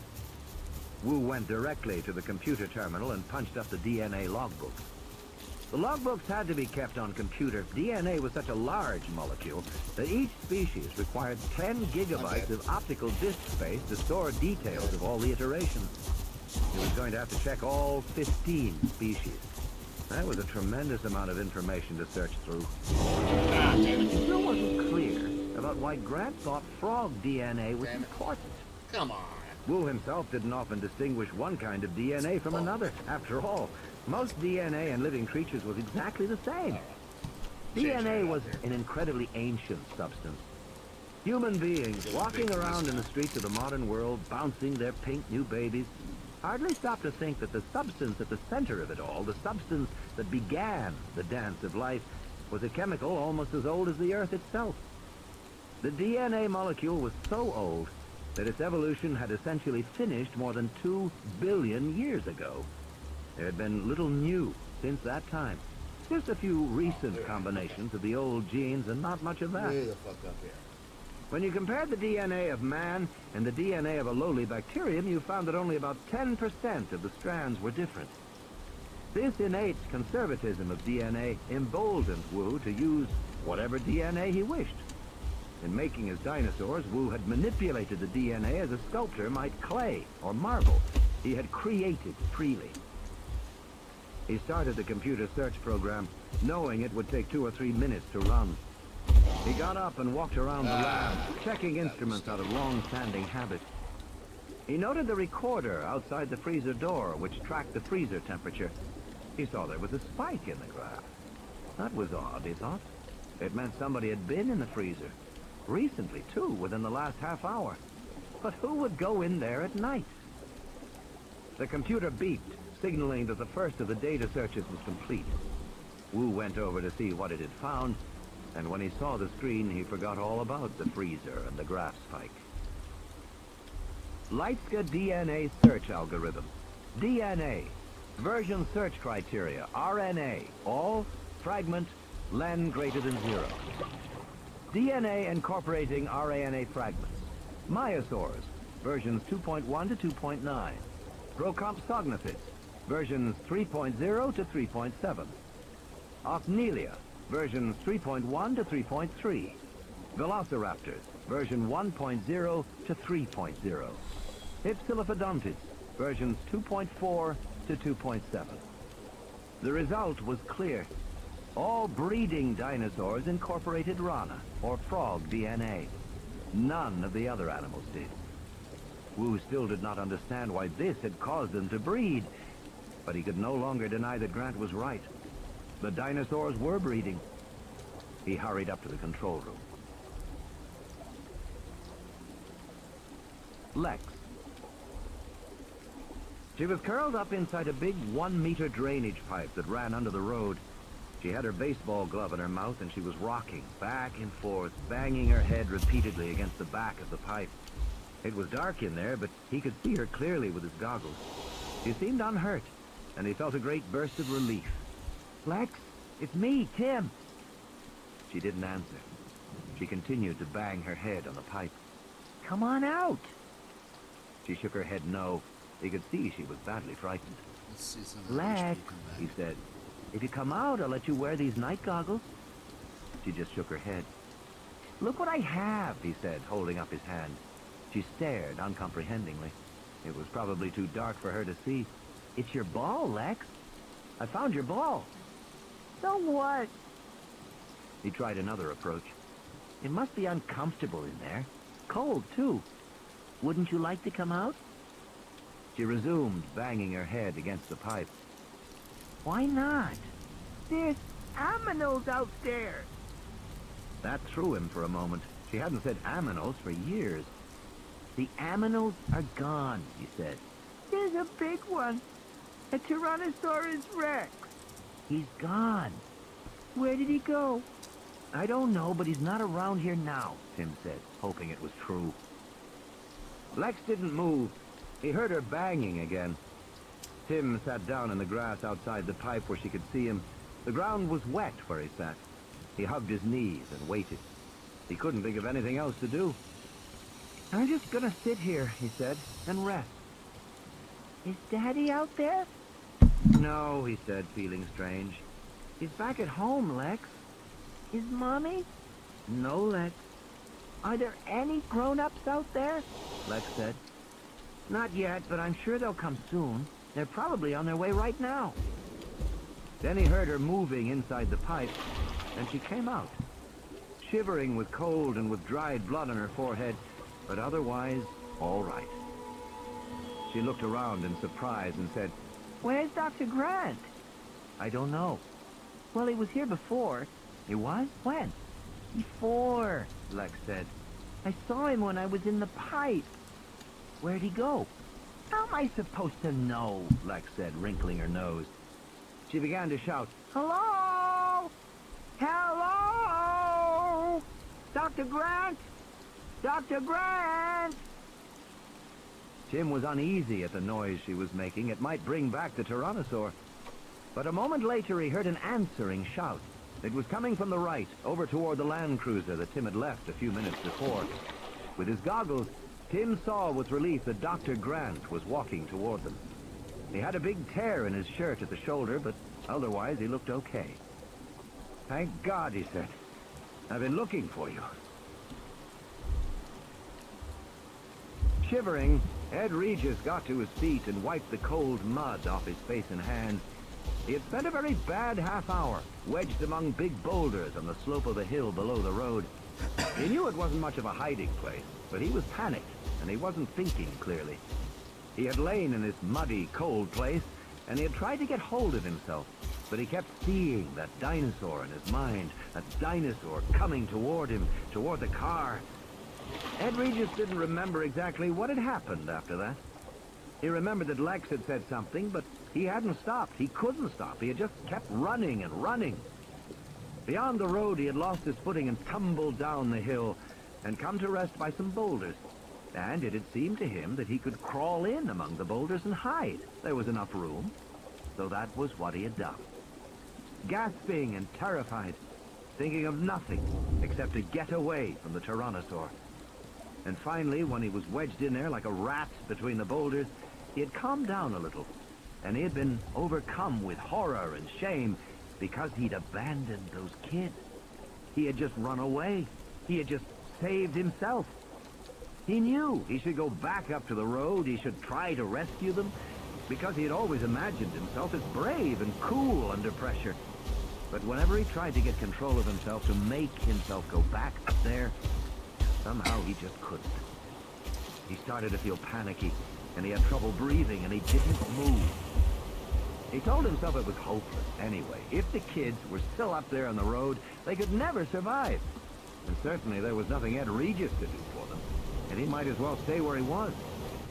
No one was going to know what had happened except him, and there was nothing he could do. Nothing he could have done. And so Regis had remained among the boulders for half an hour, fighting off panic, carefully not thinking about whether the kids had died, or about what Hammond would have to say when he found out. What finally made him move was the peculiar sensation he noticed in his mouth. The side of his mouth felt funny, kind of numb and tingling, and he wondered if he had hurt it during the fall. Regis touched his face and felt swollen flesh on the side of his mouth. It was funny, but it didn't hurt at all. Then he realized the swollen flesh was a leech, growing fat as it sucked his lips. It was practically in his mouth. Shivering with nausea, Regis pulled the leech away, feeling a tear from the flesh of his lips, feeling the gush of warm blood in his mouth. He spat and flung it with disgust into the forest. He saw another leech on his forearm and pulled it off, leaving a dark, bloody streak behind. Jesus, he was probably covered with them. That fall down the hillside, these jungle hills were full of leeches. So were the dark, rocky crevices. What did the workmen say? The leeches crawled up your underwear. They liked dark, warm places. They liked to crawl right up your... Hello!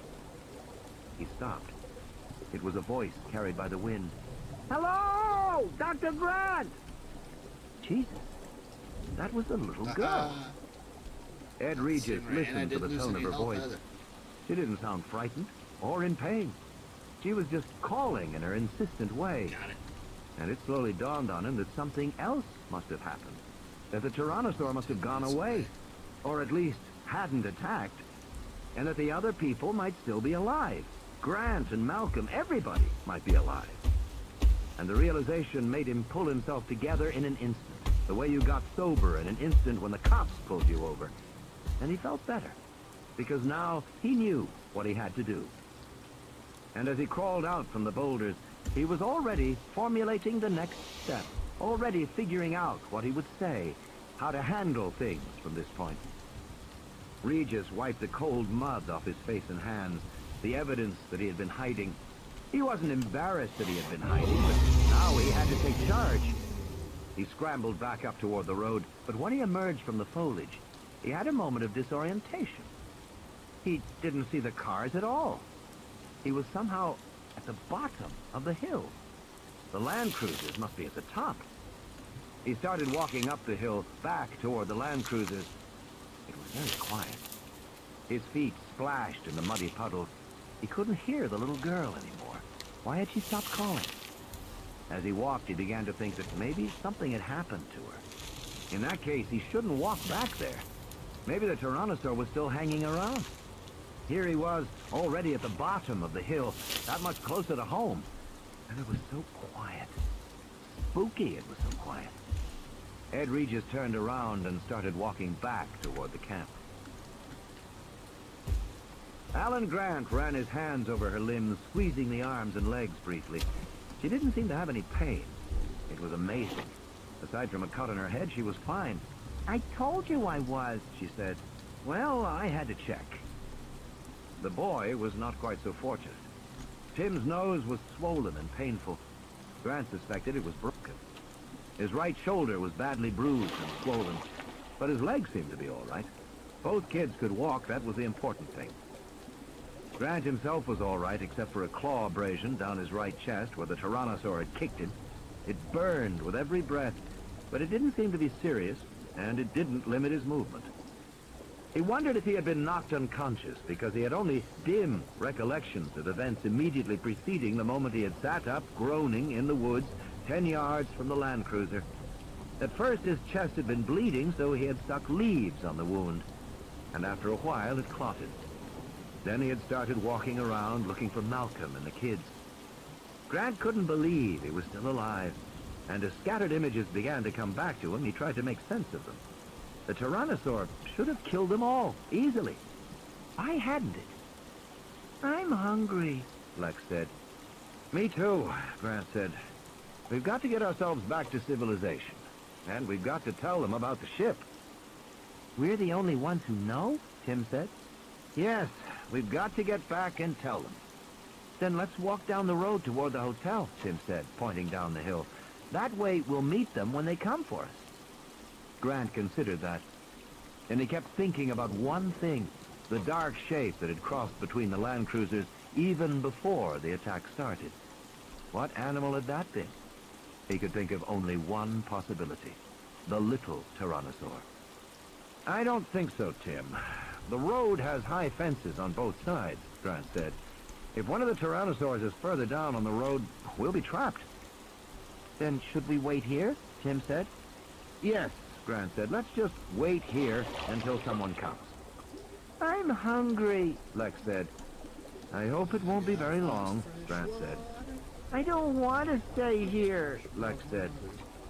Then, from the bottom of the hill, they heard the sound of a man coughing. Stay here, Grant said. He ran forward to look down the hill. Stay here, Tim said, and he ran forward after him. Lex followed her brother. Don't leave me! Don't leave me here, you guys! Grant clapped his hand over her mouth. She struggled to protest. He shook his head and pointed over the hill for her to look. At the bottom of the hill, Grant saw Ed Regis standing rigid, unmoving. The forest around them had become deadly silent. The steady background drone of cicadas and frogs had ceased abruptly. There was only the faint rustle of leaves and the whine of the wind. Lex started to speak, but Grant pulled her against the trunk of the nearest tree, ducking down among the heavy gnarled roots at the base. Tim came in right after them. Grant put his hands to his lips, signaling them to be quiet, and then he slowly looked around the tree. The road below was dark, and as the branches of the big trees moved in the wind, the moonlight filtering through made a dappled shifting pattern. Ed Regis was gone. It took Grant a moment to locate him. The publicist was pressed up against the trunk of a big tree, hugging it. Regis wasn't moving at all. The forest remained silent. Lex tugged impatiently at Grant's shirt. She wanted to know what was happening. Then from somewhere very near, they heard a soft snorting exhalation, hardly louder than the wind. Lex heard it too, because she stopped struggling. The sound floated toward them again, soft as a sigh. Grant thought it was almost like the breathing of a horse. Grant looked at Regis and saw the moving shadows cast by the moonlight on the trunk of the tree. And then Grant realized there was another shadow, superimposed on the others, but not moving. A strong, curved neck and a square head. The exhalation came again. Tim leaned forward cautiously to look. Lex did too. They heard a crack as a branch broke, and into the path stepped a tyrannosaur. It was a juvenile, about 8 feet tall, and it moved with the clumsy gait of a young animal, almost like a puppy. The juvenile tyrannosaur shuffled down the path, stopping with every step to sniff the air before moving on. It passed the tree where Regis was hiding and gave no indication that it had seen him. Grant saw Regis's body relax slightly. Regis turned his head, trying to watch the tyrannosaur on the far side of the tree. The tyrannosaur was now out of view down the road. Regis started to relax, releasing his grip on the tree. But the jungle remained silent. Regis remained close to the tree trunk for another half-minute. Then the sounds of the forest returned. The first tentative croak of a tree frog, the buzz of one cicada, and then the full chorus. Regis stepped away from the tree, shaking his shoulders, releasing the tension. He walked into the middle of the road, looking in the direction of the departed tyrannosaur. The attack came from the left. The juvenile roared as it swung its head forward, knocking Regis flat to the ground. He yelled and scrambled to his feet, but the tyrannosaur pounced, and it must have pinned him with its hind leg, because suddenly Regis wasn't moving. He was sitting up in the path, shouting at the dinosaur and waving his hands at it as if he could scare it off. The young dinosaur seemed perplexed by the sounds and movement coming from its tiny prey. The juvenile bent its head over, sniffing curiously, and Regis pounded on the snout with his fists.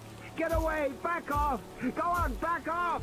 Regis was shouting at the top of his lungs, and the dinosaur backed away, allowing Regis to get to his feet. Regis was shouting, "Yeah, you heard me! Back off! Get away!" as he moved away from the dinosaur. The juvenile continued to stare curiously at the odd, noisy little animal before it, but when Regis had gone a few paces, it lunged and knocked him down again. "It's playing with him," Grant thought. "Hey!" Regis shouted as he fell. But the juvenile did not pursue him, allowing him to get to his feet. He jumped to his feet and continued backing away. "You stupid! Back! Back! You heard me! Back!" he shouted like a lion tamer. The juvenile roared, but it did not attack. And Regis now edged toward the trees and high foliage to the right. In another few steps, he would be in hiding. "Back, you! Back!" Regis shouted. And then, at the last moment, the juvenile pounced and knocked Regis flat on his back. "Cut that out!" Regis yelled. And the juvenile ducked his head, and Regis began to scream. No words, just a high-pitched scream. The scream cut off abruptly. And when the juvenile lifted his head, Grant saw ragged flesh in his jaws. "Oh, no," Lex said softly. Beside her, Tim had turned away, suddenly nauseated. His night vision goggles slipped from his forehead and landed on the ground with a metallic clink. The juvenile's head snapped up, and it looked toward the top of the hill. Tim picked up his goggles as Grant grabbed both the children's hands and began to run. Control. In the night, the compies scurried along the side of the road. Harding's jeep followed a short distance behind. Ellie pointed farther up the road. "Is that a light?" "Could be," Harding said. "Looks almost like headlights." The radio suddenly hummed and crackled. They heard John Arnold say, "You there?" "Ah, there he is," Harding said, finally. He pressed the button. "Yes, right. John, we're here. We're near the river, following the compies. It's quite interesting." More crackling. Then, "Eat your car!" "What did he say?" Gennaro said. "Something about a car," Ellie said. At Grant's dig in Montana, Ellie was the one who operated the radio phone. After years of experience, she had become skilled at picking up garbled transmissions. "I think he said he needs your car." Harding pressed the button. "John, are you there? We can't read you very well. John?" There was a flash of lightning, followed by a long sizzle of radio static. Then Arnold's tense voice. "Where are... Ooh! We're 1 mile north of the Hitsy paddock, near the river, following some compies." "No! Damn well! Get back here! Ow!" "Sounds like he's got a problem," Ellie said, frowning. There was no mistaking the tension in the voice. "Maybe we should go back." Harding shrugged. "John's frequently got a problem. You know how engineers are. They want everything to go by the book." He pressed the button on the radio. "John, say again, please." More crackling. More static. The loud crash of lightning. Then, "Muldoon, need your car. Ow!" Gennaro frowned. "Is he saying Muldoon needs our car?" "That's what it sounded like," Ellie said. "Well, that doesn't make any sense," Harding said. "Other stuck. Muldoon wants car." "I get it," Ellie said. "The other cars are stuck on the road in the storm, and Muldoon wants to go get them." Harding shrugged. "Why doesn't Muldoon take the other car?" He pushed the radio button. "John, tell Muldoon to take the other car. It's in the garage." The radio crackled. "Not... Listen, crazy bastard! Car!" Harding pressed the radio button. "I said it's in the garage, John. The car is in the garage." More static. "Edry has... Thing... One." "I'm afraid this isn't getting us anywhere," Harding said. "All right, John, we're coming in now." He turned the radio off and turned the car around. "I just wish I understood what the urgency is." Harding put the Jeep in gear, and they rumbled down the road in the darkness. It was another 10 minutes before they saw the welcoming lights of the safari lodge. And as Harding pulled to a stop in front of the visitor center, they saw Muldoon coming toward them. He was shouting and waving his arms. "God damn it, Arnold, you son of a bitch! God damn it, get this park back on track! Now! Get my grandkids back here, now!" John Hammond stood in the control room screaming and stamping his little feet. He'd been carrying on this way for the last 2 minutes, while Henry Wu stood in the corner looking stunned. "Well, Mr. Hammond," Arnold said, "Muldoon's on his way out right now to do exactly that." Arnold turned away and lit another cigarette. Hammond was like every other management guy Arnold had ever seen. Whether it was Disney or the Navy, management guys always behaved the same. They never understood the technical issues. And they thought that screaming was the way to make things happen. And maybe it was, if you were shouting at your secretaries to get you a limousine. But screaming didn't make any difference at all to the problems that Arnold now faced. The computer didn't care if it was screamed at. The power network didn't care if it was screamed at. Technical systems were completely indifferent to all this explosive human emotion. If anything, screaming was counterproductive because Arnold now faced the virtual certainty that Nedry wasn't coming back, which meant that Arnold himself had to go into the computer code and try to figure out what had gone wrong. It was going to be a painstaking job. He'd need to be calm and careful. Why don't you go downstairs to the cafeteria, Arnold said, and get a cup of coffee. We'll call you when we have more news. I don't want a Malcolm effect here, Hammond said. Don't worry about a Malcolm effect, Arnold said. Will you let me go to work? God damn you, Hammond said. I'll call you, sir, when I have news from Muldoon, Arnold said. He pushed buttons on his console and saw the familiar control screens change. Stroke Jurassic Park main module stroke. Stroke call libs. Include biostat.sys. Include sysrom.bst. Include net.sys.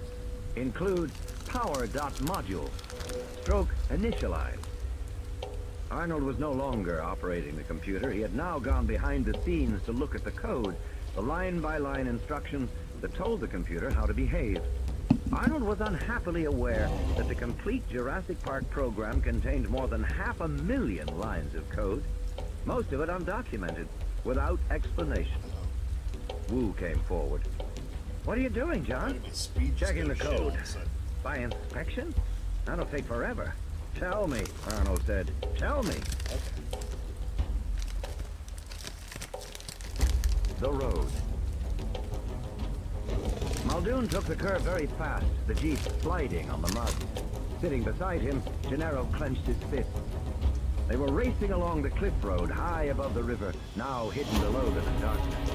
Muldoon accelerated forward, his face was tense. How much farther? Gennaro said. 2, maybe 3 miles. Ellie and Harding were back at the visitor center. Gennaro had offered to accompany Muldoon. The car swerved. It's been an hour, Muldoon said, an hour, with no word from the other cars. But they have radios, Gennaro said. We haven't been able to raise them, Muldoon said. Gennaro frowned. If I was sitting in a car for an hour in the rain, I'd sure try to use the radio to call for somebody. So would I, Muldoon said. Gennaro shook his head. You really think something could have happened to them? Chances are, Muldoon said, that they're perfectly fine, but I'll be happier when I finally see them. Should be any minute now. The road curved, then ran up a hill. At the base of the hill, Gennaro saw something white lying among the ferns by the side of the road. Hold it, Gennaro said, and Muldoon braked. Gennaro jumped out and ran forward in the headlights of the Jeep to see what it was. It looked like a piece of clothing, but there was... Gennaro stopped. Even from 6 feet away, he could see clearly what it was. He walked forward more slowly. Muldoon leaned out of the car and said, "What is it?" "It's a leg," Gennaro said.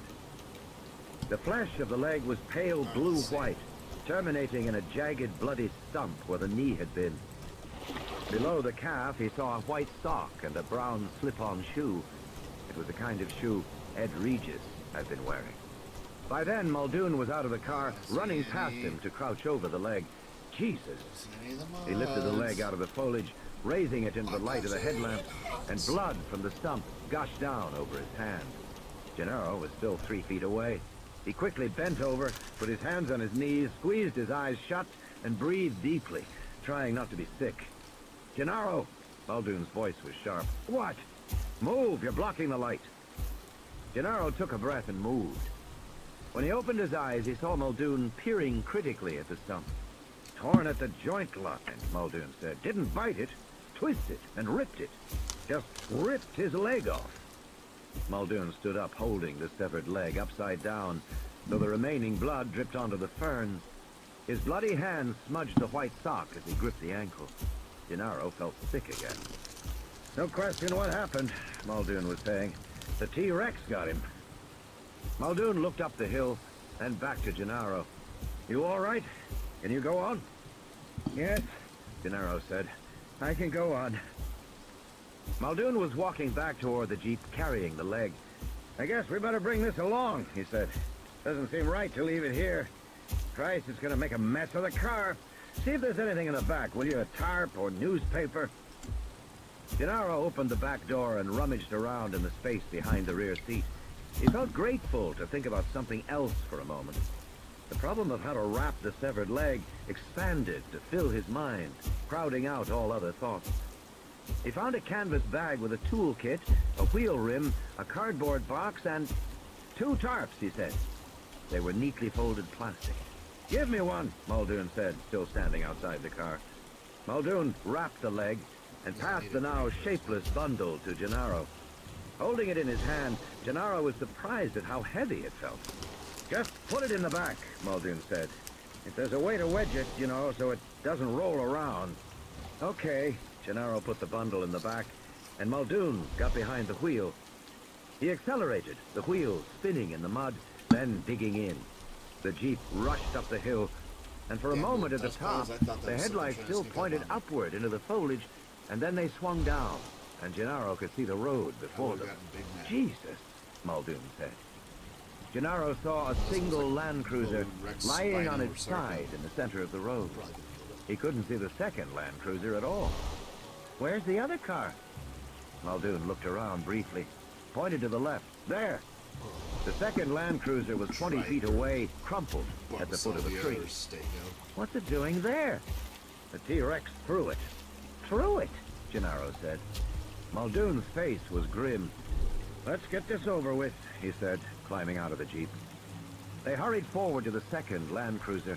Their flashlights swung back and forth in the night. As they came closer, Gennaro saw how battered the car was. He was careful to let Muldoon look inside first. I wouldn't worry, Muldoon said. It's very unlikely we'll find anyone. No? No, he said. He explained that during his years in Africa, he had visited the scenes of a half-dozen animal attacks on humans in the bush. One leopard attack, the leopard had torn open a tent in the night and taken a 3-year-old child. Then one buffalo attack in Amboseli. 2 lion attacks, 1 croc attack in the north near Meru. In every case, there was surprisingly little evidence left behind.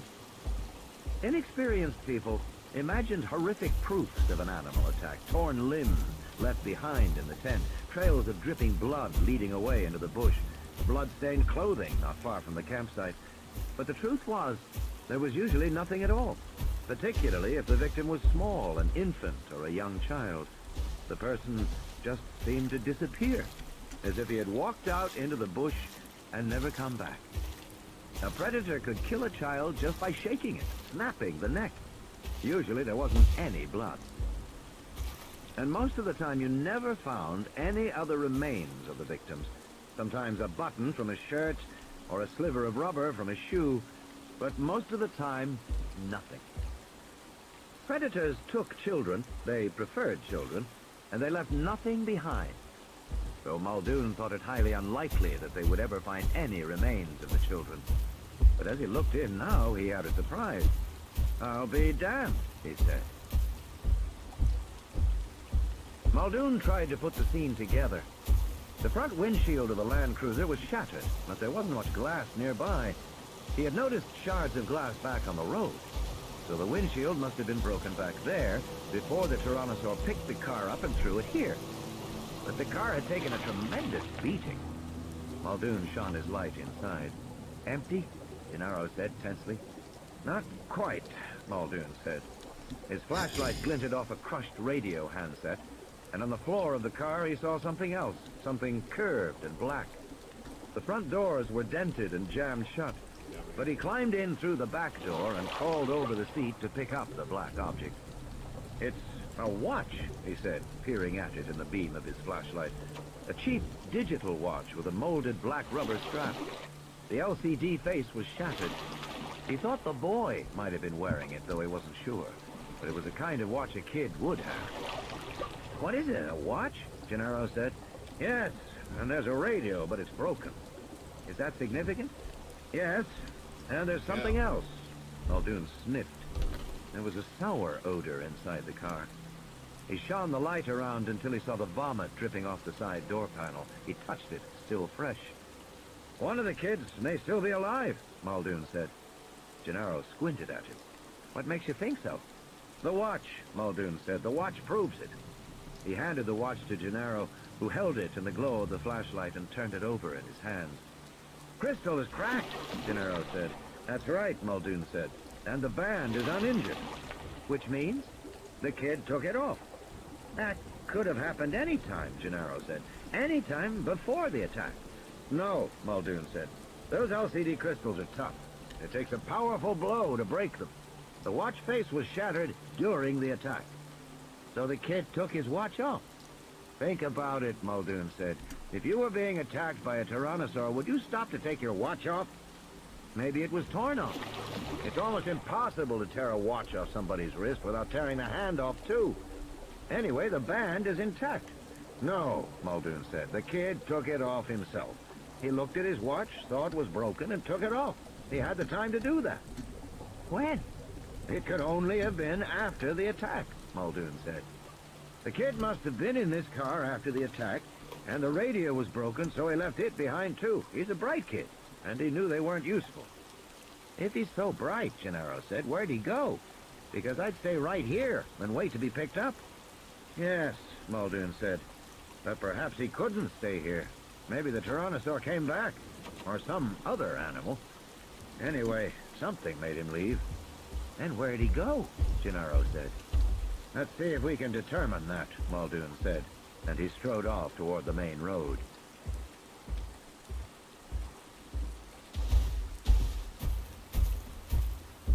Gennaro watched Muldoon peering at the ground with his flashlight. His face was just inches from the mud, intent on his search. Muldoon really believed he was on to something, that at least one of the kids was still alive. Gennaro remained unimpressed. The shock of finding the severed leg had left him with a grim determination to close the park and destroy it. No matter what Muldoon said, Gennaro suspected him of unwarranted enthusiasm and hopefulness and... "You notice these prints?" Muldoon asked, still looking at the ground. "What prints?" Gennaro said. "These footprints, see them? Coming toward us from up the road. I can't try. And they're adult-sized prints, some kind of rubber-sole shoe. Notice the distinctive tread pattern." Gennaro saw only mud, puddles catching the light from the flashlight. "You can see," Muldoon continued, "the adult prints come to here, where they're joined by other prints, small and medium-sized, moving around in circles, overlapping, almost as if they're standing together talking. But now here they are, and they seem to be running." He pointed off. "There, into the park." Gennaro shook his head. "You can see whatever you want in this mud." Muldoon got to his feet and stepped back. He looked down at the ground and sighed. "Say what you like. I'll wager one of the kids survived, and maybe both. Perhaps even an adult as well, if these big prints belong to someone other than Regis. We've got to search the park." "Tonight?" Gennaro said. But Muldoon wasn't listening. He had walked away toward an embankment of soft earth near a drain pipe for rain. He crouched again. "What was that little girl wearing?" "Christ," Gennaro said, "I don't know." Proceeding slowly, Muldoon moved farther toward the side of the road. And then they heard a wheezing sound. It was definitely an animal sound. "Listen," Gennaro said, feeling panic. "I think we better..." "Shh," Muldoon said. He paused, listening. "It's just the wind," Gennaro said. They heard the wheezing again, distinctly this time. It wasn't the wind. It was coming from the foliage directly ahead of him, by the side of the road. It didn't sound like an animal, but Muldoon moved forward cautiously. He waggled his light and shouted, but the wheezing did not change character. Muldoon pushed aside the fronds of a palm. "What is it?" Gennaro said. "It's Malcolm," Muldoon said. Ian Malcolm lay on his back, his skin gray-white, mouth slackly open. His breath came in wheezing gasps. Muldoon handed the flashlight to Gennaro and then bent to examine the body. "I can't find the injury," he said. "Head okay, chest, arms..." Then Gennaro shone the light on the legs. "He put a tourniquet on." Malcolm's belt was twisted tight over the right thigh. Gennaro moved the light down the leg. The right ankle was bent outward at an awkward angle from the leg, the trousers flattened, soaked in blood. Muldoon touched the ankle gently, and Malcolm groaned. Muldoon stepped back and tried to decide what to do next. Malcolm might have other injuries. His back might be broken. It might kill him to move him. But if they left him here, he would die of shock. It was only because he had had the presence of mind to put a tourniquet on that he hadn't already bled to death. And probably he was doomed. They might as well move him. Gennaro helped Muldoon pick the man up, hoisting him awkwardly over their shoulders. Malcolm moaned and breathed in ragged gasps. "Lex," he said. "Lex went... Lex." "Who's Lex?" Muldoon said. "The little girl," Gennaro said. They carried Malcolm back to the jeep and rested him into the back seat. Gennaro tightened the tourniquet around his leg. Malcolm groaned again. Muldoon slid the trouser cuff up and saw the pulpy flesh beneath, the dull white splinters of protruding bone. "We've got to get him back," Muldoon said. "You going to leave here without the kids?" Gennaro said. "If they went into the park, it's 20 square miles, Muldoon said, shaking his head. "The only way we can find anything out there is with the motion sensors. If the kids are alive and moving around, the motion sensors will pick them up, and we can go right to them and bring them back. But if we don't take Dr. Malcolm back right now, he'll die." "Then we have to go back," Gennaro said. "Yes, I think so." They climbed into the car. Gennaro said, "Are you going to tell Hammond the kids are missing?" "No," Muldoon said. "You are." Control. Donald Gennaro stared at Hammond, sitting in the deserted cafeteria. The man was spooning ice cream, calmly eating it. "So, Muldoon believes the children are somewhere in the park." "He thinks so, yes." "Then I'm sure we'll find them." "I hope so," Gennaro said. He watched the old man deliberately eating, and he felt a chill. "Oh, I am sure we'll find them. After all, I keep telling everyone this park is made for kids." Gennaro said, "Just so you understand that they're missing, sir." "Missing?" he snapped. "Of course I know they're missing. I'm not senile." He sighed and changed tone again. "Look, Donald," Hammond said, "let's not get carried away. We've had a little breakdown from the storm or whatever, and as a result, we've suffered a regrettable, unfortunate accident. And that's all that's happened. We're dealing with it. Arnold will get the computers cleaned up. Muldoon will pick up the kids. And I have no doubt he'll be back with them by the time we finish this ice cream. So let's just wait and see what develops, shall we?" "Whatever you say, sir," Gennaro said. "Why?" Henry Wu said, looking at the console screen. "Because I think Nedry did something to the code," Arnold said. "That's why I'm checking it." "All right," Wu said, "but have you tried your options?" "Like what?" Arnold said. "I don't know. Aren't the safety systems still running?" Wu said. "Key checks, all that?" "Jesus," Arnold said, snapping his fingers. "They must be. Safety systems can't be turned off except at the main panel." "Well," Wu said, "if key checks is active, you can trace what he did." "I sure as hell can," Arnold said. He started to press buttons. Why hadn't he thought of it before? It was so obvious. The computer system at Jurassic Park had several tiers of safety systems built into it. One of them was a key check program, which monitored all the keystrokes entered by operators with access to the system. It was originally installed as a debugging device, but it was retained for its security value. In a moment, all the keystrokes that Nedry had entered into the computer earlier in the day were listed in a window on the screen. There was a string of numbers, followed by words, part words, and numerical instructions. System Nedry. Go to command level. Nedry. 040-hatchmark XY-67 ampersand. MR Goodbytes. Security. Key check off. Safety off. SL off. Security. white_rabbit.object. "That's it?" Arnold said. "He was screwing around here for hours, it seemed like."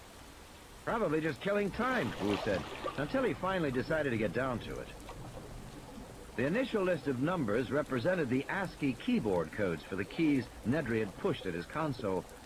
Those numbers meant he was still within the standard user interface, like any ordinary user of the computer. So, initially, Nedry was just looking around, which you wouldn't have expected of the programmer who had designed the system.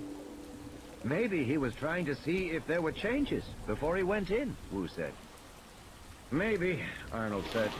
Arnold was now looking at the list of commands, which allowed him to follow Nedry's progression through the system line by line. At least we can see what he did. System was Nedry's request to leave the ordinary user interface and access the code itself. The computer asked for his name, and he replied Nedry. That name was authorized to access the code, so the computer allowed him into the system. Nedry asked to go to command level, the computer's highest level of control. The command level required extra security and asked Nedry for his name, access number, and password. Nedry 040-#XY-67 MR Goodbytes. Those entries got Nedry into the command level. From there, he wanted security, and since he was authorized, the computer allowed him to go there. Once at the security level, Nedry tried 3 variations. Key check off, safety off, SL off. He's trying to turn off the safety systems, Wu said. He doesn't want anybody to see what he's about to do. Exactly, Arnold said. And apparently he doesn't know it's no longer possible to turn the systems off except by manually flipping switches on the main board. After 3 failed commands, the computer automatically began to worry about Nedry. But since he had gotten in with proper authorization, the computer would assume that Nedry was lost, trying to do something he couldn't accomplish from where he was. So the computer asked him again where he wanted to be, and Nedry said security, and he was allowed to remain there. Finally, Wu said, here's the kicker. He pointed to the last of the commands Nedry had entered, white_rabbit.object. What the hell is that? Arnold said. White rabbit? Is that supposed to be his private joke? It's marked as an object, Wu said.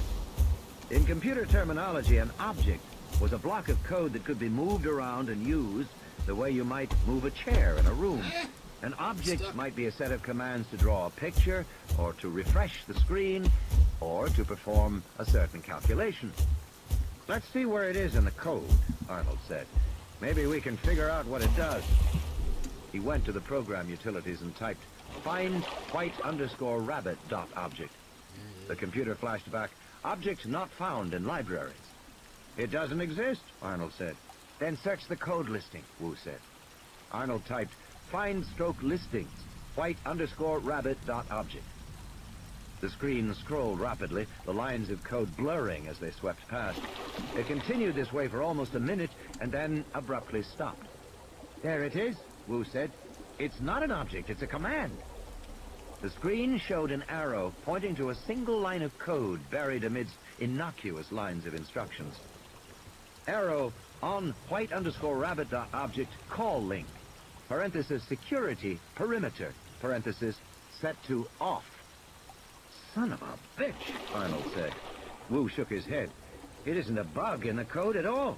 No, Arnold said, it's a trapdoor.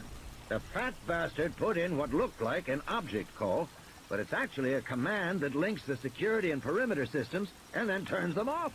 Gives him complete access to every place in the park. Then we must be able to turn them back on, Wu said. Yeah, we must. Arnold frowned at the screen. All we have to do is figure out the command. I'll run an execution trace on the link, he said. We'll see where that gets us. Wu got up from his chair. Meanwhile, he said, meanwhile, that somebody went into the freezer about an hour ago. I think I better go count my embryos.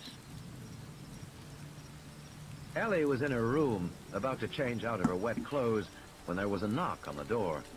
Alan? She said. But when she opened the door, she saw Muldoon standing there, with a plastic-wrapped package under his arm. Muldoon was also soaking wet, and there were streaks of dirt on his clothes. I'm sorry, but we need your help, Muldoon said briskly. The land cruisers were attacked an hour ago. We brought Malcolm back, but he's in shock. He's got a very bad injury to his leg. He's still unconscious, but I put him in the bed in his room. Harding is on his way over. Harding? She said. What about the others? We haven't found the others yet, Dr. Sattler, Muldoon said. He was speaking speaking slowly now. Oh, my God. But we think that Dr. Grant and the children are still alive. We think they went into the park, Dr. Sattler. Went into the park? We think so. Meanwhile, Malcolm needs help. I called Harding. Shouldn't you call a doctor? There's no doctor on the island. Harding's the best we have. But surely you can call for a doctor, she said. No. Muldoon shook his head. Phone lines are down. We can't call out. He shifted the package in his arm. What's that? She said. Nothing. Just go to Malcolm's room and help Harding, if you will. And Muldoon was gone. She sat on her bed, shocked. Ellie Sattler was not a woman disposed to unnecessary panic, and she had known Grant to get out of dangerous situations before. Once he'd been lost in the Badlands for 4 days when a cliff gave way beneath him and his truck fell 100 feet into a ravine. Grant's right leg was broken. He had no water, but he had walked back on a broken leg. On the other hand, the kids... She shook her head, pushing the thought away. The kids were probably with Grant. And if Grant was out in the park, well, what better person to get them safely through Jurassic Park than a dinosaur expert? In the park. I'm tired, Lex said. Carry me, Dr. Grant. You're too big to carry, Tim said. But I'm tired, she said. Okay, Lex, Grant said, picking her up. Oof, you're heavy. It was almost 9 p.m. The full moon was blurred by drifting mist, and their blunted shadows led them across an open field toward dark woods beyond. Grant was lost in thought, trying to decide where he was. Since they had originally crossed over the fence that the Tyrannosaur had battered down, Grant was reasonably sure they were now somewhere in the Tyrannosaur paddock, which was a place he did not want to be. In his mind, he kept seeing the computer tracing of the Tyrannosaur's home range, the tight squiggle of lines that traced his movements within a small area. He and the kids were in that area now. But Grant also remembered that the Tyrannosaurs were isolated from all the other animals, which meant that they would know they had left the paddock when they crossed the barrier, a fence or a moat or both. He had seen no barriers so far. The girl put her head on his shoulder and twirled her hair in her fingers. Soon she was snoring. Tim trudged alongside Grant. How are you holding up, Tim? Okay, he said, but I think we might be in the Tyrannosaur area. I'm pretty sure we are. I hope we get out soon. You going to go into the woods? Tim said. As they came closer, the woods seemed dark and forbidding. Yes, Grant said. I think we can navigate by the numbers on the motion sensors. The motion sensors were green boxes set about 4 feet off the ground. Some were freestanding, most were attached to trees. None of them were working because apparently the power was still off. Each sensor box had a glass lens mounted in the center and a painted code number beneath that. Up ahead in the mist-streaked moonlight, Grant could see a box marked T/S/04. They entered the forest. Huge trees loomed on all sides. In the moonlight, a low mist clung to the ground, curling around the roots of the trees. It was beautiful, but it made walking treacherous. And Grant was watching the sensors. They seemed to be numbered in descending order. He passed T/S/03 and T/S/02. Eventually, they reached T/S/01. He was tired from carrying the girl, and he had hoped this would coincide with a boundary for the Tyrannosaur paddock, but it was just another box in the middle of the woods. The next box after that was marked T/N/01, followed by T/N/02. Grant realized the numbers must be arranged geographically around a central point like a compass. They were going from south to north, so the numbers got smaller as they approached the center, then got larger again. At least we're going the right way, Tim said. Good for you, Grant said. Tim smiled and stumbled over vines in the mist. He got quickly to his feet. They walked on for a while. My parents are getting a divorce, he said. Uh-huh, Grant said. My dad moved out last month. He has his own place in Mill Valley now. Uh-huh. He never carries my sister anymore. He never even picks her up. And he says you have dinosaurs on the brain, Grant said. Tim sighed. Yeah. You miss him? Grant said. Not really, Tim said. Gotcha, bitch. Sometimes. She misses him more. Who, your mother? No, Lex. My mom has a boyfriend. She knows him from work. They walked in silence for a while, passing T-N-03 and T-N-04. Have you met him? Grant said. Yeah. How is he? He's okay, Tim said. He's younger than my dad, but he's bald. How does he treat you? I don't know. Okay. I think he just tries to get on my good side. I don't know what's gonna happen. Sometimes my mom says we'll have to sell the house and move. Sometimes he and my mom fight, late at night. I sit in my room and play with my computer, but I can still hear it. Uh-huh, Grant said. Are you divorced? No, Grant said. My wife died a long time ago. That's something. And now you're with Dr. Sattler? Grant smiled in the darkness. No, she's my student. You mean she's still in school? Graduate school, yes. Grant paused long enough to shift Lex to his other shoulder, and then they continued on, past T-N-05 and T-N-06. There was the rumble of thunder in the distance. The storm had moved to the south. There was very little sound in the forest except for the drone of cicadas and the soft croaking of tree frogs. You have children? Tim asked. No, Grant said. Are you going to marry Dr. Sattler? No, she's marrying a nice doctor in Chicago sometime next year. Oh, Tim said. He seemed surprised to hear it. They walked along for a while. Then who are you going to marry?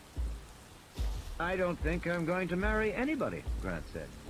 Me neither, Tim said. They walked for a while. Tim said, are we going to walk all night? I don't think I can, Grant said. We'll have to stop, at least for a few hours. He glanced at his watch. We're okay. We've got almost 15 hours before we have to be back, before the ship reaches the mainland.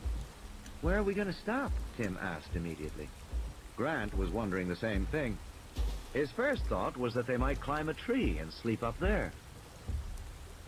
But they would have to climb very high to get safely away from the animals, and Lex might fall out while she was asleep.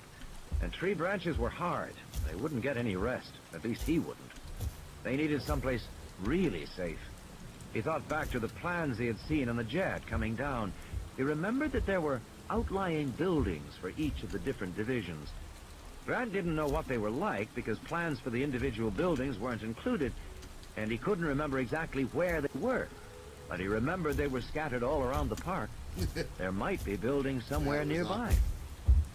But that was a different requirement from simply crossing a barrier and getting out of the Tyrannosaur paddock. Finding a building meant a search strategy of some kind, and the best strategies were... Tim, can you hold your sister for me? I'm going to climb a tree and have a look around.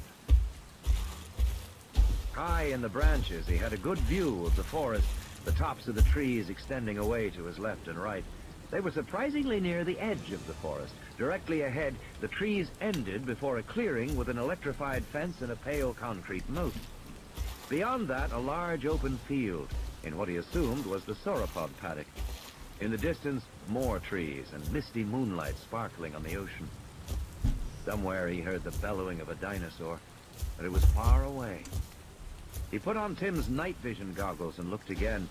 He followed the gray curve of the moat, and then saw what he was looking for, the dark strip of a service road leading to the flat rectangle of a roof.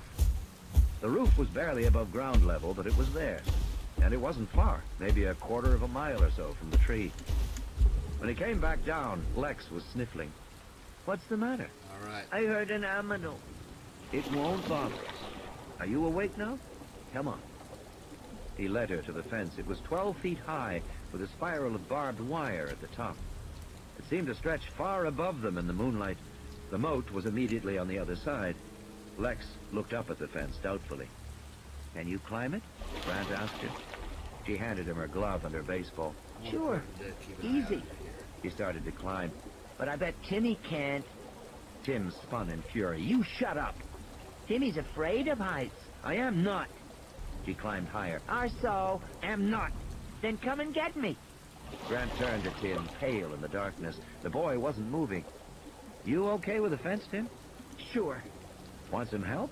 Timmy's a fraidy cat, Lex called.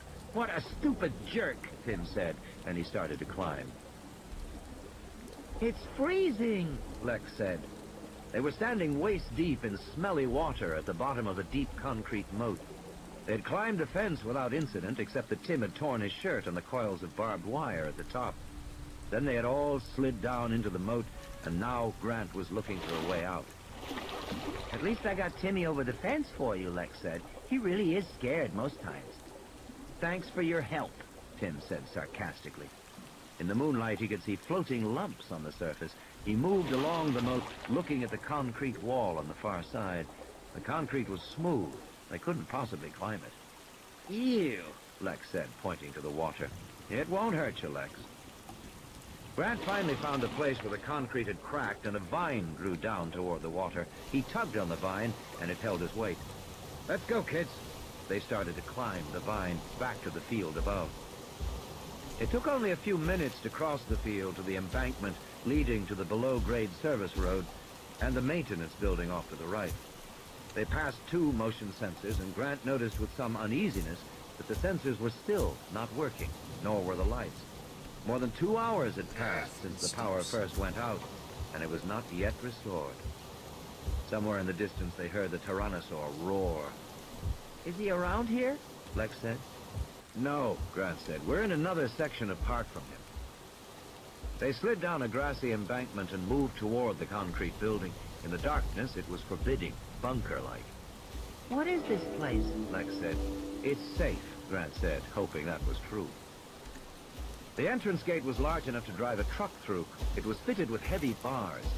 Inside, they could see the building was an open shed with piles of grass and bales of hay stacked among equipment. The gate was locked with a heavy padlock. As Grant was examining it, Lex slipped sideways between the bars. Come on, you guys. Tim followed her. I think you can do it, Dr. Grant. He was right. It was a tight squeeze, but Grant was able to ease his body between the bars and get into the shed. As soon as he was inside, a wave of exhaustion struck him.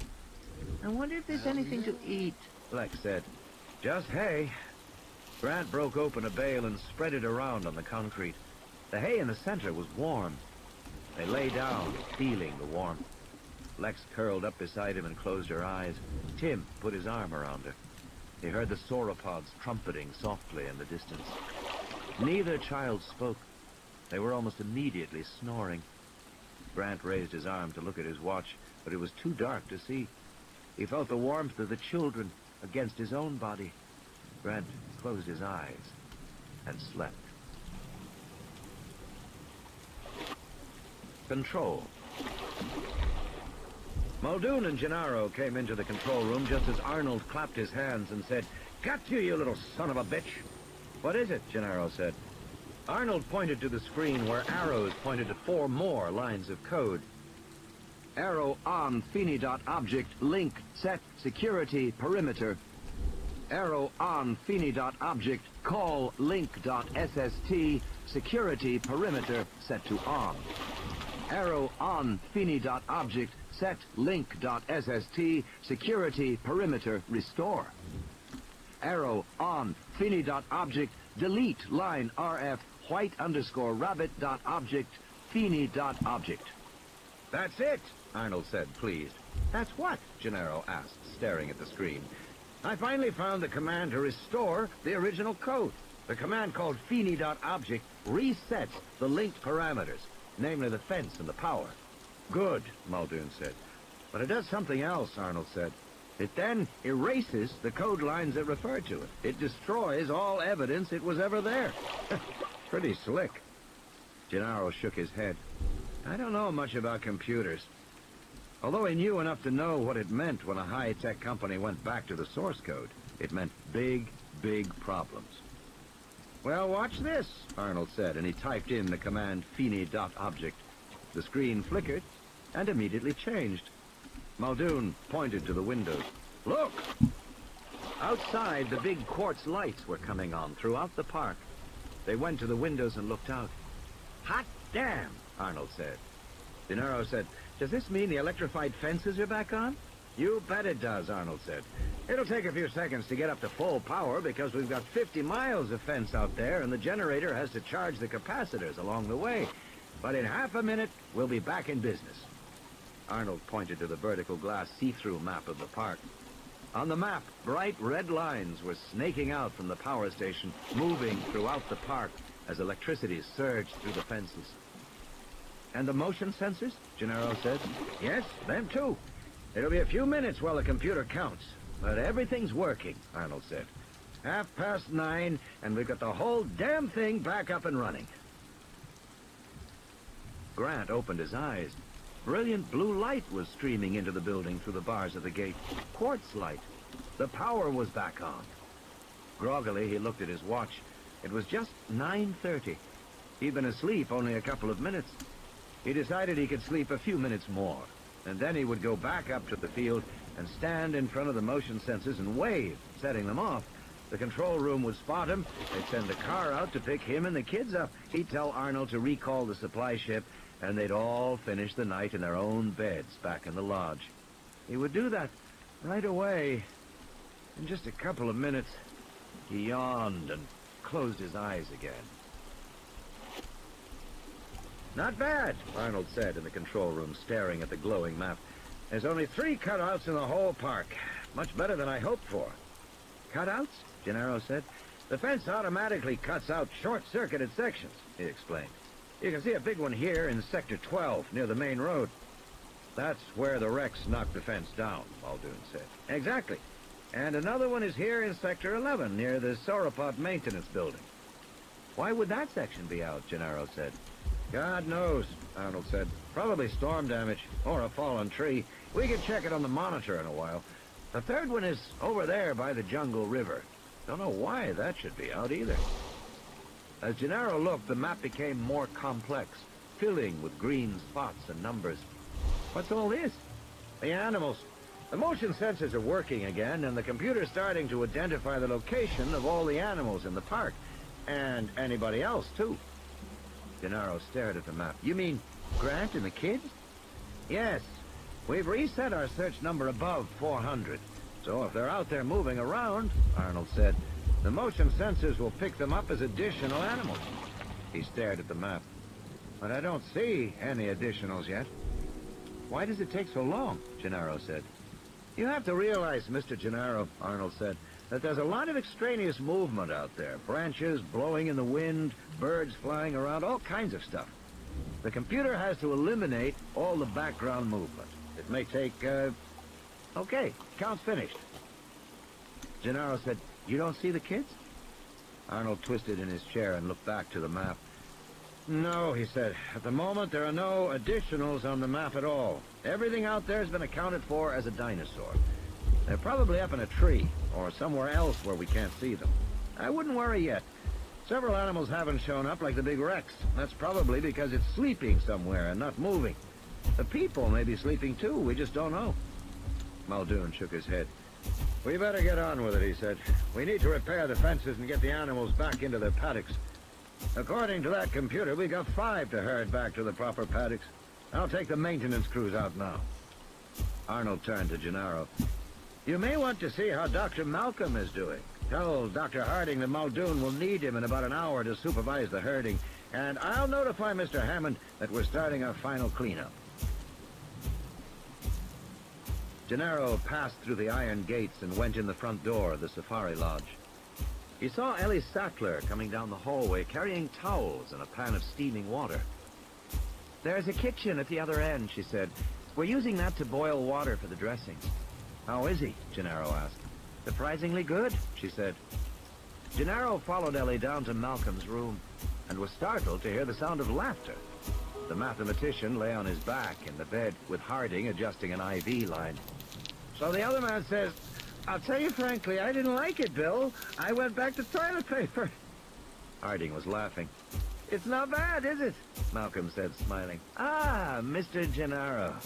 You've come to see me. Now you know what happens from trying to get a leg up on the situation. Gennaro came in tentatively. Harding said, he's on fairly high doses of morphine. Not high enough, I can tell you, Malcolm said. Christ, he's stingy with his drugs. Did they find the others yet? No, not yet, Gennaro said, but I'm glad to see you doing so well. How else should I be doing, Malcolm said, with a compound fracture of the leg that is likely septic and beginning to smell rather, pungent. But I always say if you can't keep a sense of humor... Gennaro smiled. Do you remember what happened? Of course I remember, Malcolm said. Do you think you could be bitten by a Tyrannosaurus Rex and it would escape your mind? No, indeed, I'll tell you, you remember it for the rest of your life. In my case, perhaps not a terribly long time, but still, yes, I remember. Malcolm described running from the Land Cruiser in the rain and being chased down by the Rex. It was my own damn fault. He was too close, but I was panicked. In any case, he picked me up in his jaws. How? Gennaro said. Torso, Malcolm said and lifted his shirt. A broad semicircle of bruised punctures ran from his shoulder to his navel. Lifted me up in his jaws, shook me bloody hard, and threw me down. And I was fine. Terrified, of course, but still and all fine. Right up to the moment he threw me. I broke the leg in the fall. But the bite was not half bad. He sighed, considering. Harding said, most of the big carnivores don't have strong jaws. The real power is in the neck musculature. The jaws just hold on while they use the neck to twist and rip. But with a small creature like Dr. Malcolm, the animal would just shake him and then toss him. I'm afraid that's right, Malcolm said. I doubt I'd have survived except the big chap's heart wasn't in it. To tell the truth, he struck me as a rather clumsy attacker of anything less than an automobile or a small apartment building. You think he attacked half-heartedly? It pains me to say it, Malcolm said, but I don't honestly feel I had his full attention. He had mine, of course, but then he weighs 8 tons. I don't. Gennaro turned to Harding and said, they're going to repair the fences now. Arnold says Muldoon will need your help herding animals. Okay, Harding said. So long as you leave me Dr. Sattler and ample morphine, Malcolm said, and so long as we do not have a Malcolm effect here. What's a Malcolm effect, Gennaro said. Modesty forbids me, Malcolm said, from telling you the details of the phenomenon named after me. He sighed again and closed his eyes. In a moment, he was sleeping. Ellie walked out into the hallway with Gennaro. Don't be fooled, she said. It's a great strain on him. When will you have a helicopter here? A helicopter? He needs surgery on that leg. Make sure they send for a helicopter and get him off this island. The park. The portable generators sputtered and roared to life, and the quartz floodlights glowed at the ends of their telescoping arms. Muldoon heard the soft gurgle of the Jungle River a few yards to the north. He turned back to the maintenance van and saw one of the workmen coming out with a big power saw. No, no, he said, just the ropes, Carlos. We don't need to cut it. They turned back to look at the fence.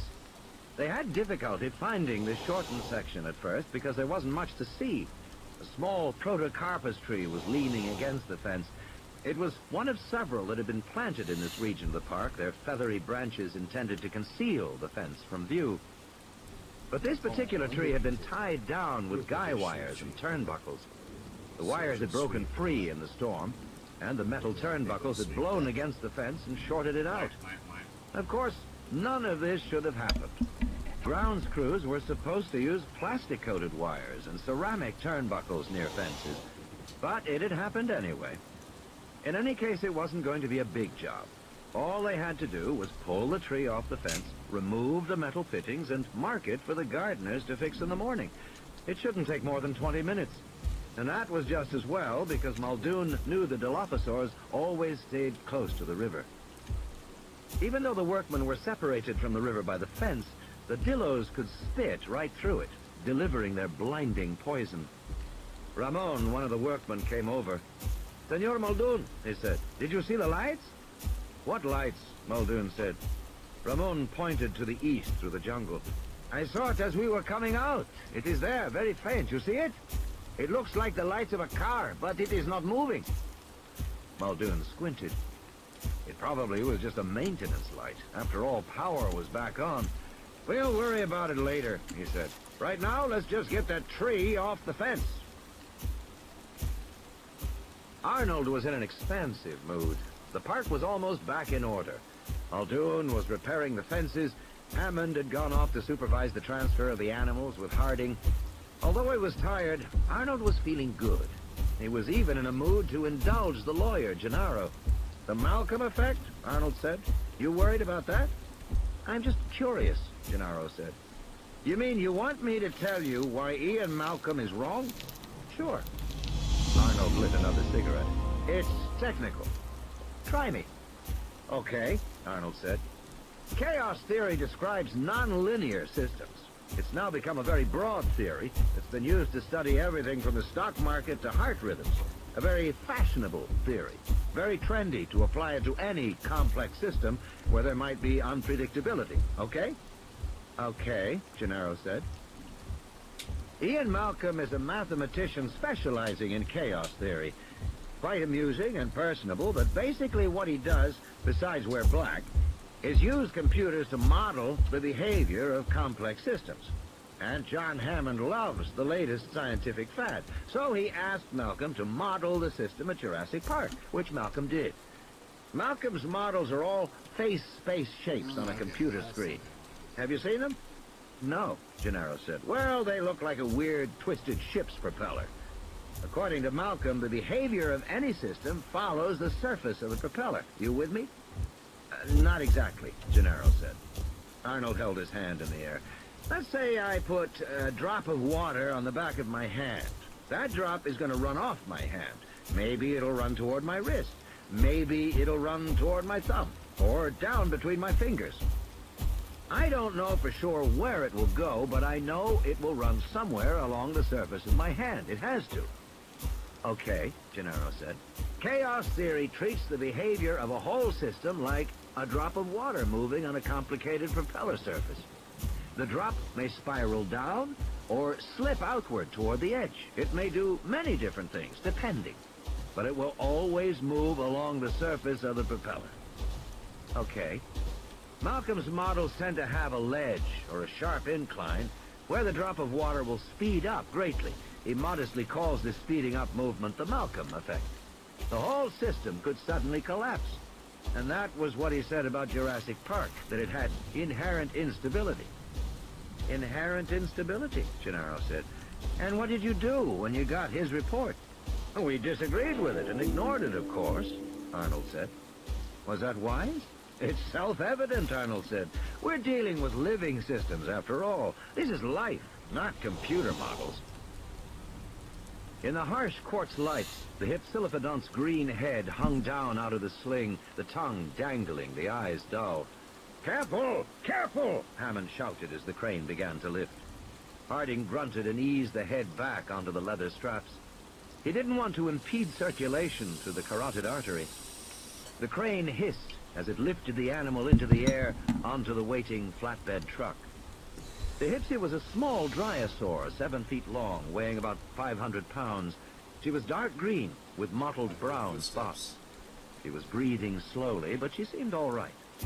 Harding had shot her a few minutes before with a tranquilizer gun, and apparently he had guessed the correct dose. There was always a tense moment dosing these big animals. Too little, and they would run off into the forest, collapsing where you couldn't get to them. Too much, and they went into terminal cardiac arrest. This one had taken a single bounding leap and keeled over, perfectly dosed. Watch it! Easy! Hammond was shouting to the workmen. Mr. Hammond, Harding said, please. Well, they should be careful. They are being careful, Harding said. He climbed up onto the back of the flatbed as the Hypsi came down, and he set her into the restraining harness. Harding slipped on the cardiogram collar that monitored heartbeat, then picked up the big electronic thermometer the size of a turkey baster, and slipped it into the rectum. It beeped, 96.2 degrees. How is she? Hammond asked fretfully. She's fine, Harding said. She's only dropped 1.5 degrees. That's too much, Hammond said. Yeah. Too deep. You don't want her waking up and jumping off the truck, Harding snapped.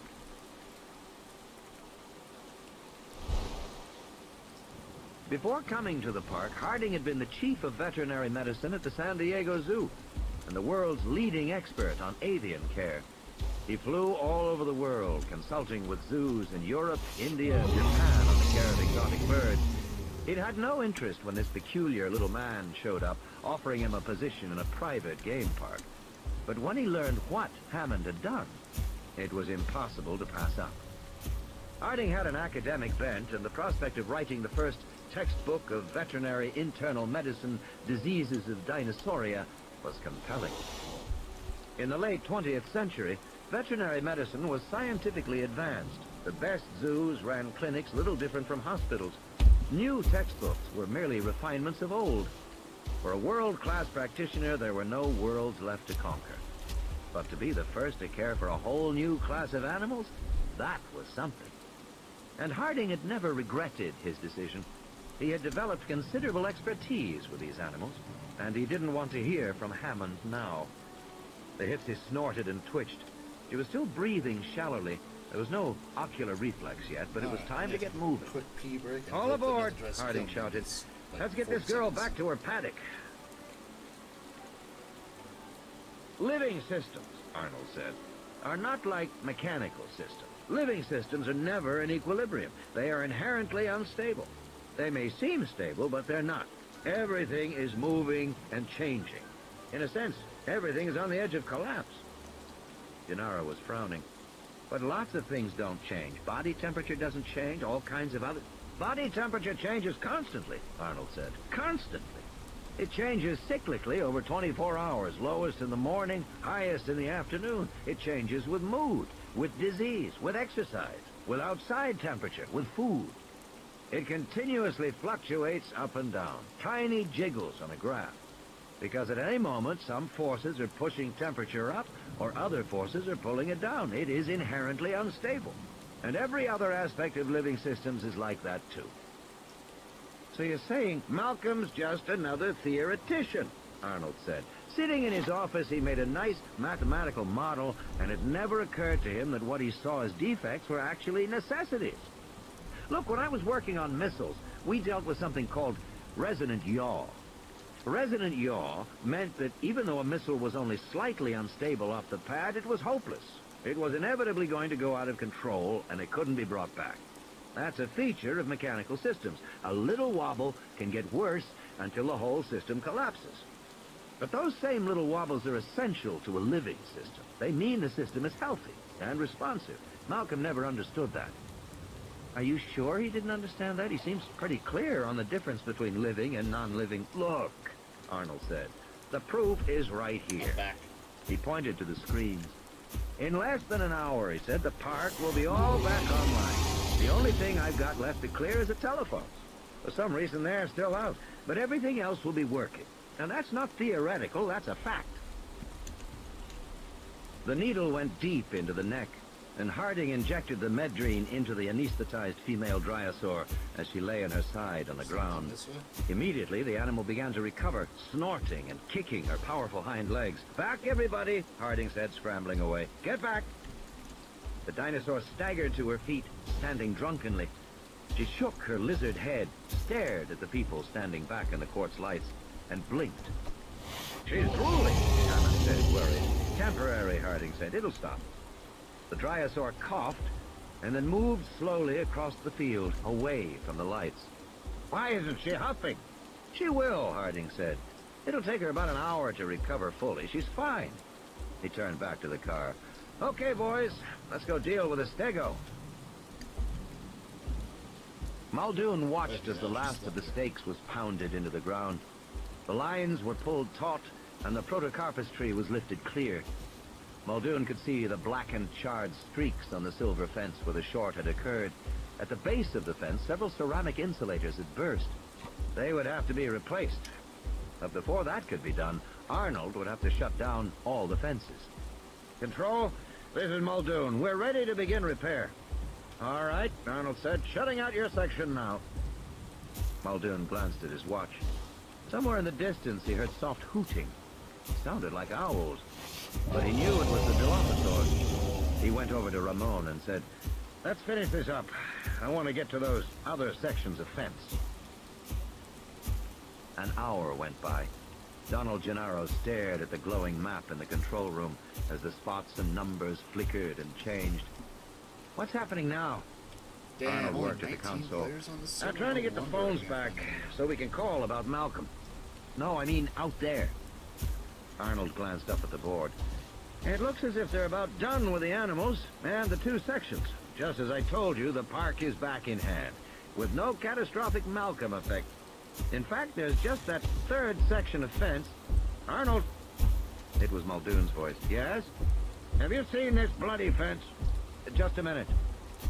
On one of the monitors, Gennaro saw a high angle down in a field of grass blowing in the wind. In the distance was a low concrete roof. That's the sauropod maintenance building, Arnold explained. It's one of the utility structures we use for equipment, feed storage, and so on. We have them all around the park, in each of the paddocks. On the monitor, the video image panned. We're turning the camera now to get a look at the fence. Gennaro saw a shining wall of metallic mesh in the light. One section had been trampled, knocked flat. Muldoon's jeep and work crew were there. Huh, Arnold said. Looks like the Rex went into the sauropod paddock. Muldoon said, fine dining tonight. We'll have to get him out of there, Arnold said. With what? Muldoon said. We haven't got anything to use on a Rex. I'll fix this fence, but I'm not going in there until daylight.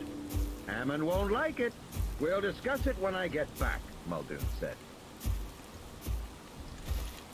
How many sauropods will the Rex kill? Hammond said, pacing around the control room. Probably just one, Harding said. Sauropods are big. The Rex can feed off a single kill for several days. We have to go out and get him tonight, Hammond said. Muldoon shook his head. I'm not going in there until daylight. Hammond was rising up and down on the balls of his feet, the way he did whenever he was angry. Are you forgetting you work for me? No, Mr. Hammond, I'm not forgetting. But that's a full-grown adult Tyrannosaur out there. How do you plan to get him? We have tranquilizer guns. We have tranquilizer guns that shoot a 20cc dart, Muldoon said. Fine for an animal that weighs 400 or 500 pounds. That Tyrannosaur weighs 8 tons. It wouldn't even feel it. You ordered a larger weapon. I ordered 3 larger weapons, Mr. Hammond, but you cut the requisition, so we only got 1. And it's gone. Nedry took it when he left. That was pretty stupid. Who let that happen? Nedry's not my problem, Mr. Hammond, Muldoon said. You're saying, Hammond said, that as of this moment, there is no way to stop the Tyrannosaur? That's exactly what I'm saying, Muldoon said. That's ridiculous, Hammond said. It's your park, Mr. Hammond.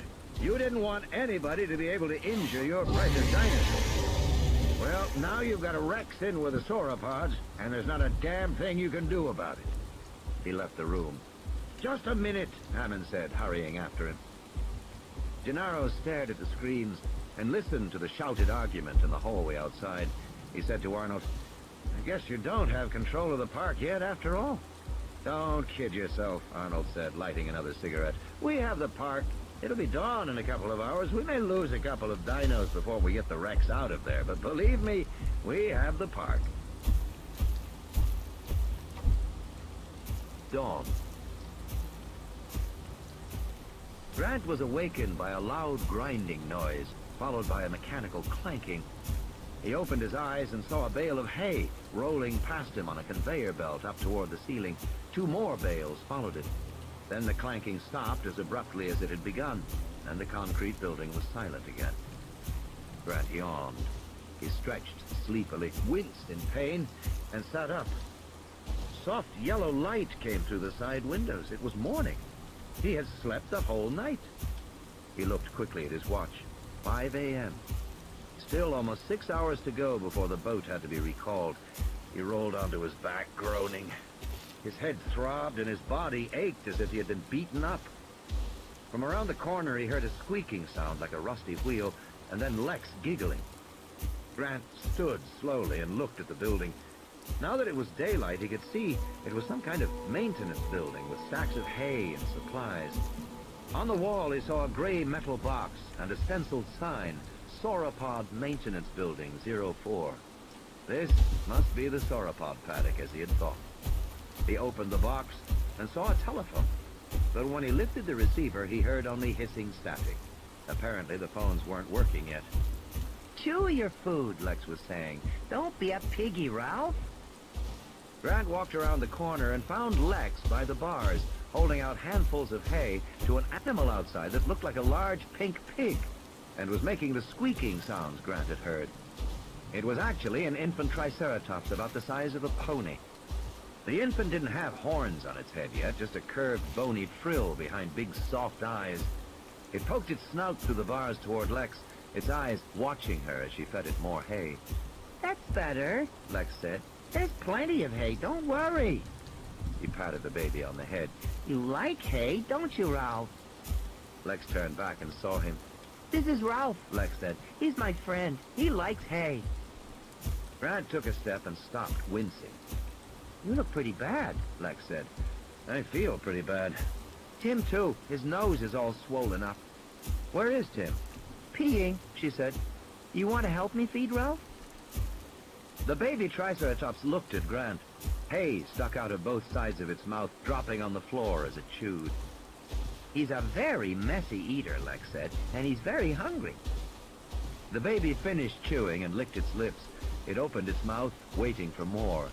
Grant could see the slender, sharp teeth and the beaky upper jaw like a parrot. "Okay, just a minute," Lex said, scooping up more straw from the concrete floor. "Honestly, Ralph," she said, "you'd think your mother never fed you." "Why is his name Ralph?" "Because he looks like Ralph at school." Grant came closer and touched the skin of the neck gently. "It's okay, you can pet him," Lex said. "He likes it when you pet him, don't you, Ralph?" The skin felt dry and warm, with the pebbled texture of a football. Ralph gave a little squeak as Grant petted it. Outside the bars, its thick tail swung back and forth with pleasure. "He's pretty tame." Ralph looked from Lex to Grant as it ate and showed no sign of fear. It reminded Grant that the dinosaurs didn't have ordinary responses to people. "Maybe I can ride him," Lex said. "Let's not." "I bet he'd let me," Lex said. "It'd be fun to ride a dinosaur." Grant looked out the bars past the animal to the open fields of the sauropod compound. It was growing lighter every minute. He should go outside, he thought, and set off one of the motion sensors on the field above. After all, it might take the people in the control room an hour to get out here to him. And he didn't like the idea that the phones were still down. He heard a deep snorting sound, like the snort of a very large horse, and suddenly the baby became agitated. It tried to pull its head back through the bars, but got caught on the edge of its frill, and it squeaked in fright. The snorting came again. It was closer this time. Ralph reared up on its hind legs, frantic to get out from between the bars. It wriggled its head back and forth, rubbing against the bars. "Ralph, take it easy," Lex said. "Push him out," Grant said. He reached up to Ralph's head and leaned against it, pushing the animal sideways and backward. The frill popped free, and the baby fell outside the bars, losing its balance and flopping on its side. Then the baby was covered in shadow, and a huge leg came into view, thicker than a tree trunk. The foot had 5 curved toenails like an elephant's. Ralph looked up and squeaked.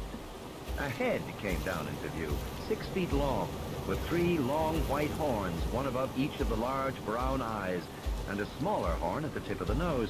It was a full-grown Triceratops. The big animal peered at Lex and Grant, blinking slowly, and then turned its attention to Ralph. A tongue came out and licked the baby. Ralph squeaked and rubbed up against the big leg happily. "Is that his mom?" Lex said. "Looks like it," Grant said. "Should we feed the mom, too?" Lex said. But the big Triceratops was already nudging Ralph with her snout, pushing the baby away from the bars. "Guess not." The infant turned away from the bars and walked off. From time to time, the big mother nudged her baby, guiding it away as they both walked out into the fields. "Goodbye, Ralph," Lex said, waving. Tim came out of the shadows of the building. "Tell you what," Grant said, "I'm going up on the hill to set off the motion sensors so they'll know to come get us. You two stay here and wait for me." "No," Lex said. "Why? Stay here. It's safe here." "You're not leaving us," she said. "Right, Timmy?" "Right," Tim said. "Okay," Grant said. They crawled through the bars, stepping outside. It was just before dawn. The air was warm and humid, the sky soft pink and purple. A white mist clung low to the ground. Some distance away, they saw the mother Triceratops and the baby moving away toward a herd of large duck-billed hadrosaurs, eating foliage from trees at the edge of the lagoon. Some of the hadrosaurs stood knee-deep in the water. They drank, lowering their flat heads, meeting their own reflections in the still water. Then they looked up again, their heads swiveling. At the water's edge, one of the babies ventured out, squeaked, and scrambled back while the adults watched indulgently. Farther south, other hadrosaurs were eating the lower vegetation. Sometimes they reared up on their hind legs, resting their forelegs on the tree trunks so they could reach the leaves on higher branches. And in the far distance, a giant apatosaur stood above the trees, the tiny head swiveling and the long neck. The scene was so peaceful, Grant found it hard to imagine any danger. Yow! Lex shouted, ducking. Two giant red dragonflies with 6-foot wingspans hummed past them. What was that? Dragonflies, he said. The Jurassic was a time of huge insects. Do they bite? Lex said. I don't think so, Grant said. Tim held out his hand. One of the dragonflies lighted on it. He could feel the weight of the huge insect.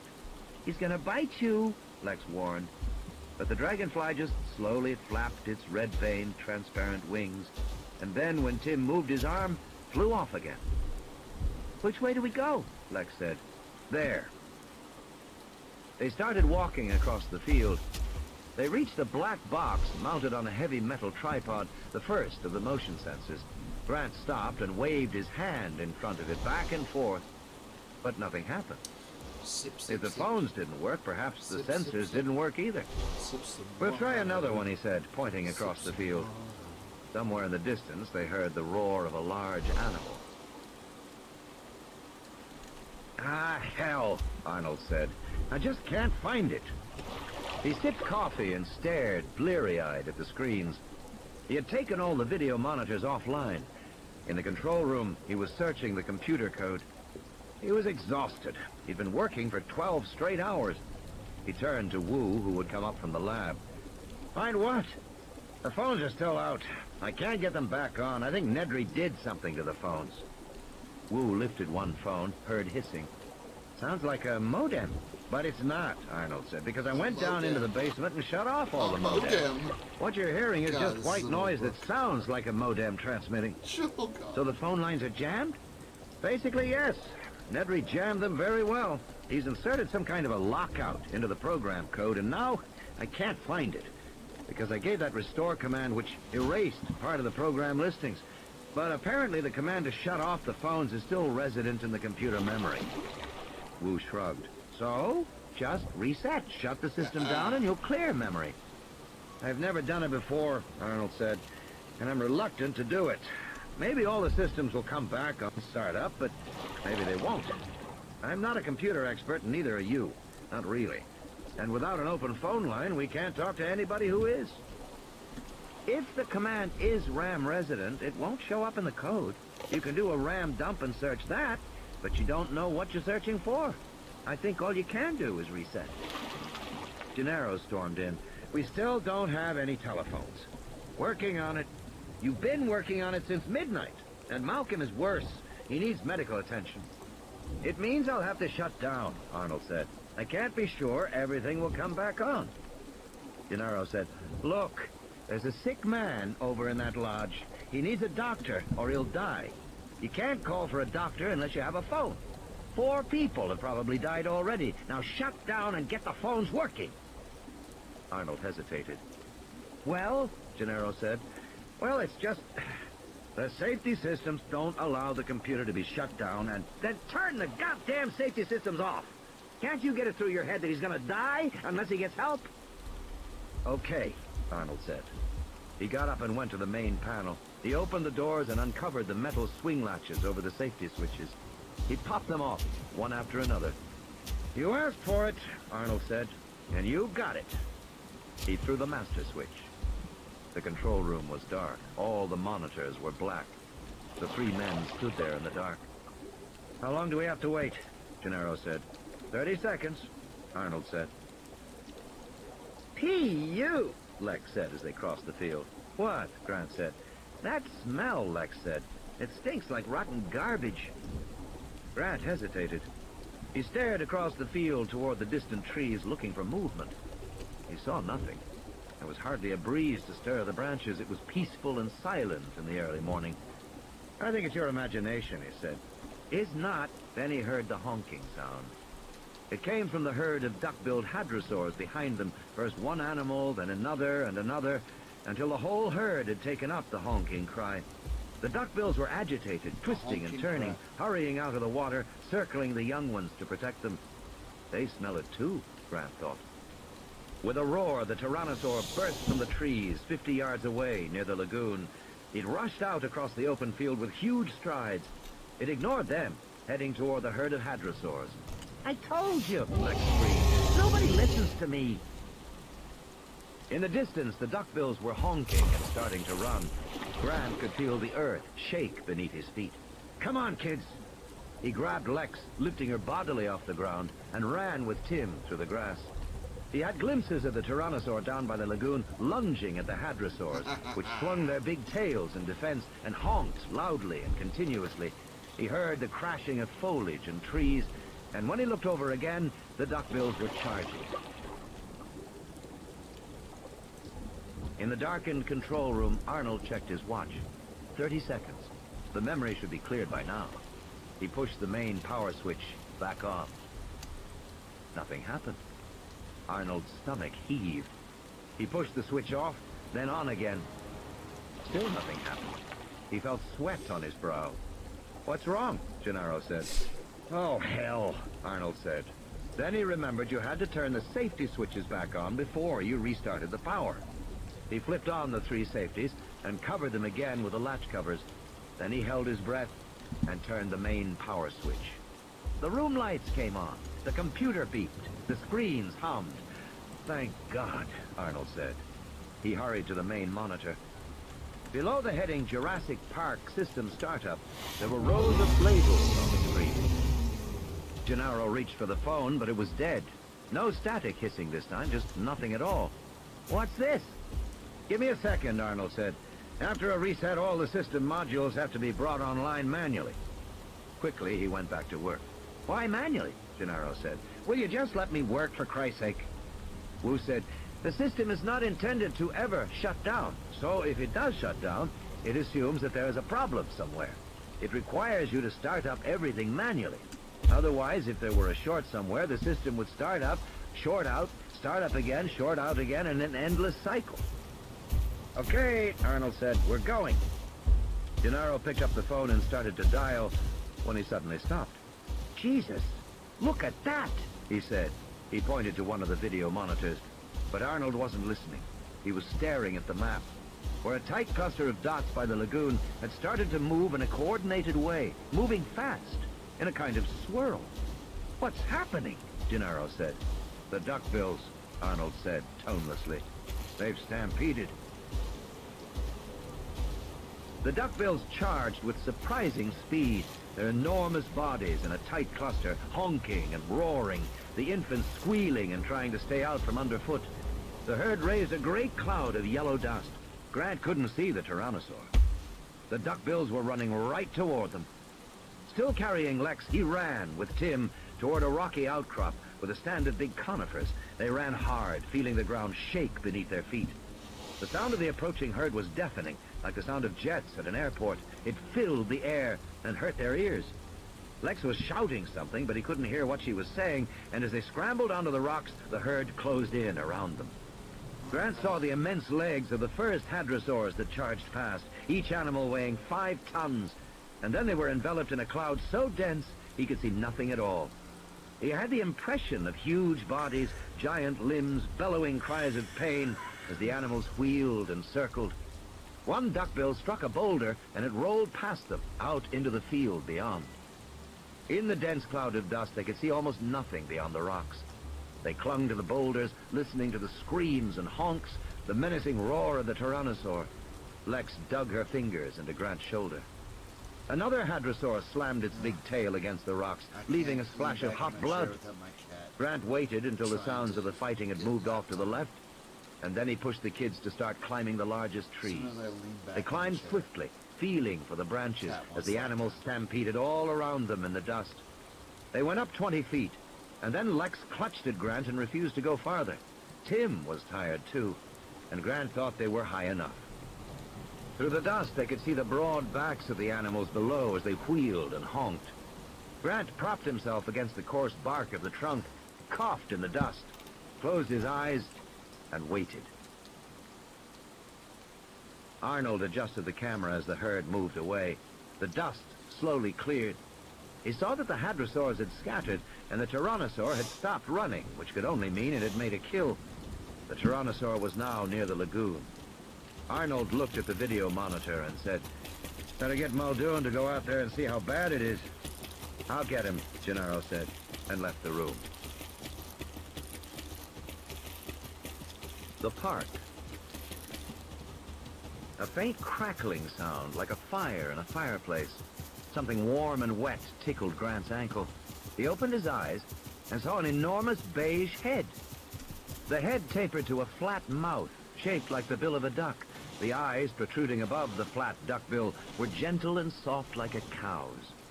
The duck mouth opened and chewed branches on the limb where Grant was sitting. He saw large, flat teeth in the cheek. The warm lips touched his ankle again as the animal chewed. A duck-billed hadrosaur. He was astonished to see it up close. Not that he was afraid. All the species of duck-billed dinosaurs were herbivorous, and this one acted exactly like a cow. Even though it was huge, its manner was so calm and peaceful, Grant didn't feel threatened. He stayed where he was on the branch, careful not to move, and watched as it ate. The reason Grant was astonished was that he had a proprietary feeling about this animal. It was probably a myosaur from the late Cretaceous in Montana. With John Horner, Grant had been the first to describe the species. Myosaurs had an upcurved lip, which gave them the appearance of smiling. The name meant good mother lizard. Myosaurs were thought to protect their eggs until the babies were born and could take care of themselves. Grant heard an insistent chirping and the big head swung down. He moved just enough to see the baby hadrosaur scampering around the feet of the adult. The baby was dark beige with black spots. The adult bent her head low to the ground and waited, unmoving, while the baby stood up on its hind legs, resting its front legs on the mother's jaw, and ate the branches that protruded from the side of the mother's mouth.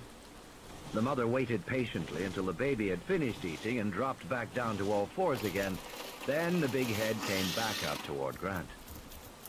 The hadrosaur continued to eat, just a few feet from him. Grant looked at the two elongated air holes on top of the flat upper bill. Apparently the dinosaur couldn't smell Grant. And even though the left eye was looking right at him, for some reason the hadrosaur didn't react to him. He remembered how the tyrannosaur had failed to see him the previous night. Grant decided on an experiment. He coughed. Instantly the hadrosaur froze, the big head suddenly still, the jaws no longer chewing. Only the eye moved, looking for the source of the sound. Then after a moment, when there seemed to be no danger, the animal resumed chewing. Amazing, Grant thought. Sitting in his arms, Lex opened her eyes and said, "Hey, what's that?" The hadrosaur trumpeted in alarm, a loud, resonant honk that so startled Lex that she nearly fell out of the tree. The hadrosaur pulled its head away from the branch and trumpeted again. "Don't make her mad," Tim said from the branch above. The baby chirped and scurried beneath the mother's legs as the hadrosaur stepped away from the tree. The mother cocked her head and peered inquisitively at the branch where Grant and Lex were sitting. With its upturned, smiling lips, the dinosaur had a comical appearance. "Is it dumb?" Lex said. "No," Grant said. "You just surprised her." "Well," Lex said, "is she gonna let us get down or what?" The hadrosaur had backed 10 feet away from the tree. She honked again. Grant had the impression she was trying to frighten them away. But the dinosaur didn't really seem to know what to do. She acted confused and uneasy. They waited in silence, and after a minute the hadrosaur approached the branch again, jaws moving in anticipation. She was clearly going to resume eating. "Forget it," Lex said. "I'm not staying here." She started to climb down the branches. At her movement, the hadrosaur trumpeted in fresh alarm. Grant was amazed. He thought, it really can't see us when we don't move. And after a minute, it literally forgets that we're here. This was just like the tyrannosaur, another classic example of an amphibian visual cortex.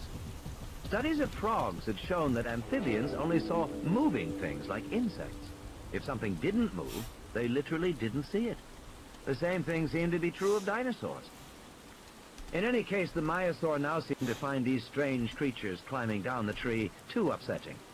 With a final honk, she nudged her baby and lumbered slowly away. She paused once and looked back at them, then continued on. They reached the ground. Lex shook herself off. Both children were covered in a layer of fine dust. All around them, the grass had been flattened. There were streaks of blood and a sour smell. Grant looked at his watch. "We better get going, kids," he said. "Not me," Lex said. "I'm not walking out there anymore." "We have to." "Why?" "Because," Grant said, "we have to tell them about the boat. Since they can't seem to see us on the motion sensors, we have to go all the way back ourselves. It's the only way." "Why can't we take the raft?" Tim said. "What raft?" Tim pointed to the low concrete maintenance building with the bars where they had spent the night. It was 20 yards away across the field. "I saw a raft back there," he said. Grant immediately understood the advantages. It was now 7 o'clock in the morning. They had at least 8 miles to go. If they could take a raft along the river, they would make much faster progress than going overland. "Let's do it," Grant said. Arnold punched the visual search mode and watched as the monitors began to scan throughout the park, the images changing every 2 seconds. It was tiring to watch, but it was the fastest way to find Nedry's Jeep, and Muldoon had been adamant about that. He'd gone out with Gennaro to look at the stampede, but now that it was daylight, he wanted the car found. He wanted the weapons. His intercom clicked. "Mr. Arnold, may I have a word with you, please?" It was Hammond. He sounded like the voice of God. "You want to come here, Mr. Hammond?" "No, Mr. Arnold," Hammond said. "Come to me. I'm in the genetics lab with Dr. Wu. We'll be waiting for you." Arnold sighed and stepped away from the screen. Grant stumbled deep in the gloomy recesses of the building. He pushed past 5-gallon containers of herbicide, tree pruning equipment, spare tires for a Jeep, coils of cyclone fencing, 100-pound fertilizer bags, stacks of brown ceramic insulators, empty motor oil cans, work lights, and cables. "I don't see any raft." "Keep going." Bags of cement, lengths of copper pipe, green mesh, and 2 plastic oars hung on clips on the concrete wall. "Okay," he said, "but where's the raft?" "It must be here somewhere," Tim said. "You never saw a raft?" "No, I just assumed it was here." Poking among the junk, Grant found no raft. But he did find a set of plans rolled up and speckled with mold from humidity, stuck back in a metal cabinet on the wall. He spread the plans on the floor, brushing away a big spider. He looked at them for a long time. "I'm hungry." "Just a minute." She's always hungry. They were detailed topographical charts for the main area of the island where they now were. According to this, the lagoon narrowed into the river they had seen earlier, which twisted northward, right through the aviary, and on to within a half-mile of the visitor lodge. He flipped back through the pages. How to get to the lagoon? According to the plans, there should be a door at the back of the building they were in. Grant looked up and saw it, recessed back in the concrete wall. The door was wide enough for a car. Opening it, he saw a paved road running straight down toward the lagoon. The road was dug below ground level, so it couldn't be seen from above. Must be another service road. And it led to a dock at the edge of the lagoon. And clearly stenciled on the dock was raft storage. "Hey," Tim said, "look at this." He held out a metal case to Grant. Opening it, Grant found a compressed air pistol and a cloth belt that held darts. There were 6 darts in all, each as thick as his finger, labeled Moro 709. "Good work, Tim." He slung the belt around his shoulder and stuck the gun in his trousers. "Is it a tranquilizer gun?" "I'd say so." "What about the boat?" Lex said. "I think it's on the dock," Grant said. They started down the road. Grant carried the oars on his shoulder. "I hope it's a big raft," Lex said, "because I can't swim." "Don't worry," he said. "Maybe we can catch some fish," she said. They walked down the road with a sloping embankment rising up on both sides of them. They heard a deep, rhythmic snorting sound, but Grant could not see where it was coming from. "Are you sure there's a raft down here?" Lex said, wrinkling her nose. "Probably," Grant said. The rhythmic snorting became louder as they walked, but they also heard a steady droning, buzzing sound. When they reached the end of the road, at the edge of the small concrete dock, Grant froze in shock. The Tyrannosaur was right there. It was sitting upright in the shade of a tree, its hind legs stretched out in front. Its eyes were open, but it was not moving except for its head, which lifted and fell gently with each snorting sound. The buzzing came from the clouds of flies that surrounded it, crawling over its face and slack jaws, its bloody fangs, and the red haunch of a killed hadrosaur that lay on its side behind the Tyrannosaur. The Tyrannosaur was only 20 yards away. Grant felt sure it must have seen him, but the big animal did not respond. It just sat there. It took him a moment to realize. The Tyrannosaur was asleep. Sitting up, but asleep. God damn it, I'm gonna die. He signaled to Tim and Lex to stay where they were. Grant walked slowly forward onto the dock in full view of the Tyrannosaur. The big animal continued to sleep, snoring softly. How did I not die? Near the end of the dock, a wooden shed was painted green to blend with the foliage. Grant quietly unlatched the door and looked inside. He saw a half-dozen orange life vests hanging on the wall, several rolls of wire mesh fencing, some coils of rope, and 2 big rubber cubes sitting on the floor. The cubes were strapped tight with flat rubber belts. Rafts. He looked back at Lex. She mouthed, "No boat." He nodded, "Yes." The Tyrannosaur raised its forelimb to swipe at the flies buzzing around its snout, but otherwise it did not move. Grant pulled one of the cubes out onto the dock. It was surprisingly heavy. He freed the straps, found the inflation cylinder. With a loud hiss, the rubber began to expand, and then with a hiss whap, it popped fully open on the dock. The sound was fearfully loud in their ears. Grant turned, stared up at the dinosaur. The Tyrannosaur grunted and snorted. It began to move. Grant braced himself to run, but the animal shifted its ponderous bulk, and then it settled back against the tree trunk and gave a long, growling belch. Lex looked disgusted, waving her hand in front of her face. Grant was soaked in sweat from the tension. He dragged the rubber raft across the dock. It flopped into the water with a loud splash. The dinosaur continued to sleep. Grant tied the boat up to the dock and returned to the shed to take out 2 life preservers. He put these in the boat and then waved for the kids to come out onto the dock. Pale with fear, Lex waved back, "No."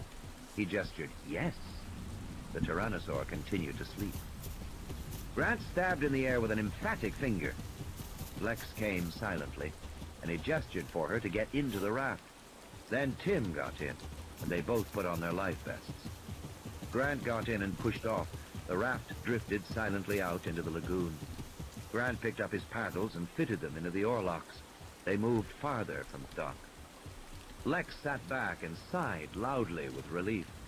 Then she looked stricken and put her hand over her mouth. Her body shook with muffled sounds. She was suppressing a cough. She always coughed at the wrong times. "Lex!" Tim whispered fiercely, looking back toward the shore. She shook her head miserably and pointed to her throat. He knew what she meant, a tickle in her throat. What she needed was a drink of water. Grant was rowing, and Tim leaned over the side of the raft and scooped his hand in the lagoon, holding his cupped hand toward her. Lex coughed loudly, explosively. In Tim's ears, the sound echoed across the water like a gunshot. The Tyrannosaur yawned lazily and scratched behind its ear with its hind foot, just like a dog. It yawned again. It was groggy after its big meal, and it woke up slowly. On the boat, Lex was making little gargling sounds. "Lex, shut up!" Tim said. "I can't help it," she whispered, and then she coughed again. Grant rowed hard, moving the raft powerfully into the center of the lagoon. On the shore, the Tyrannosaur stumbled to its feet. "I couldn't help it, Timmy!" Lex shrieked miserably. "I couldn't help it!" Grant was rowing as fast as he could. "Anyway, it doesn't matter," she said. "We're far enough away. He can't swim." "Of course he can swim, you little idiot!" Tim shouted at her. On the shore, the Tyrannosaur stepped off the dock and plunged into the water. It moved strongly into the lagoon after them. "Well, how should I know?" she said. "Everybody knows Tyrannosaurs can swim. It's in all the books. Anyway, all reptiles can swim. Snakes can. Of course snakes can, you idiot!" "Settle down," Grant said. "Hold on to something." Grant was watching the Tyrannosaur, noticing how the animal swam. The Tyrannosaur was now chest deep in the water, but it could hold its big head high above the surface. Then Grant realized the animal wasn't swimming. It was walking. because moments later, only the very top of the head, the eyes and nostrils protruded above the surface. By then, it looked like a crocodile, and it swam like a crocodile, swinging its big tail back and forth, so the water churned behind it. Behind the head, Grant saw the hump of the back and the ridges along the length of tail as it occasionally broke the surface. Exactly like a crocodile, he thought unhappily. The biggest crocodile in the world. "I'm sorry, Dr. Grant," Lex wailed. "I didn't mean it." Grant glanced over his shoulder. The lagoon was no more than 100 yards wide here, and they'd almost reached the center. If he continued, the water would become shallow again. The Tyrannosaur would be able to walk again, and he would move faster in shallow water. Grant swung the boat around and began to row north. "What are you doing?" The Tyrannosaur was now just a few yards away. Grant could hear its sharp, snorting breaths as it came closer. Grant looked at the paddles in his hands, but they were light plastic, not weapons at all. The Tyrannosaur threw its head back and opened its jaws wide, showing rows of curved teeth. And then, in a great muscular spasm, lunged forward to the raft, just missing the rubber gunnel. The huge skull slapping down, the raft rocking away on the crest of the splash. The Tyrannosaur sank below the surface, leaving gurgling bubbles. The lagoon was still. Lex gripped the gunnel handles and looked back. "Did he drown?" "No," Grant said. He saw bubbles, then a faint ripple along the surface, coming toward the boat. "Hang on!" he shouted, as the head bucked up beneath the rubber, bending the boat and lifting it into the air, spinning them crazily before it splashed down again. "Do something!" Alexis screamed. "Do something!"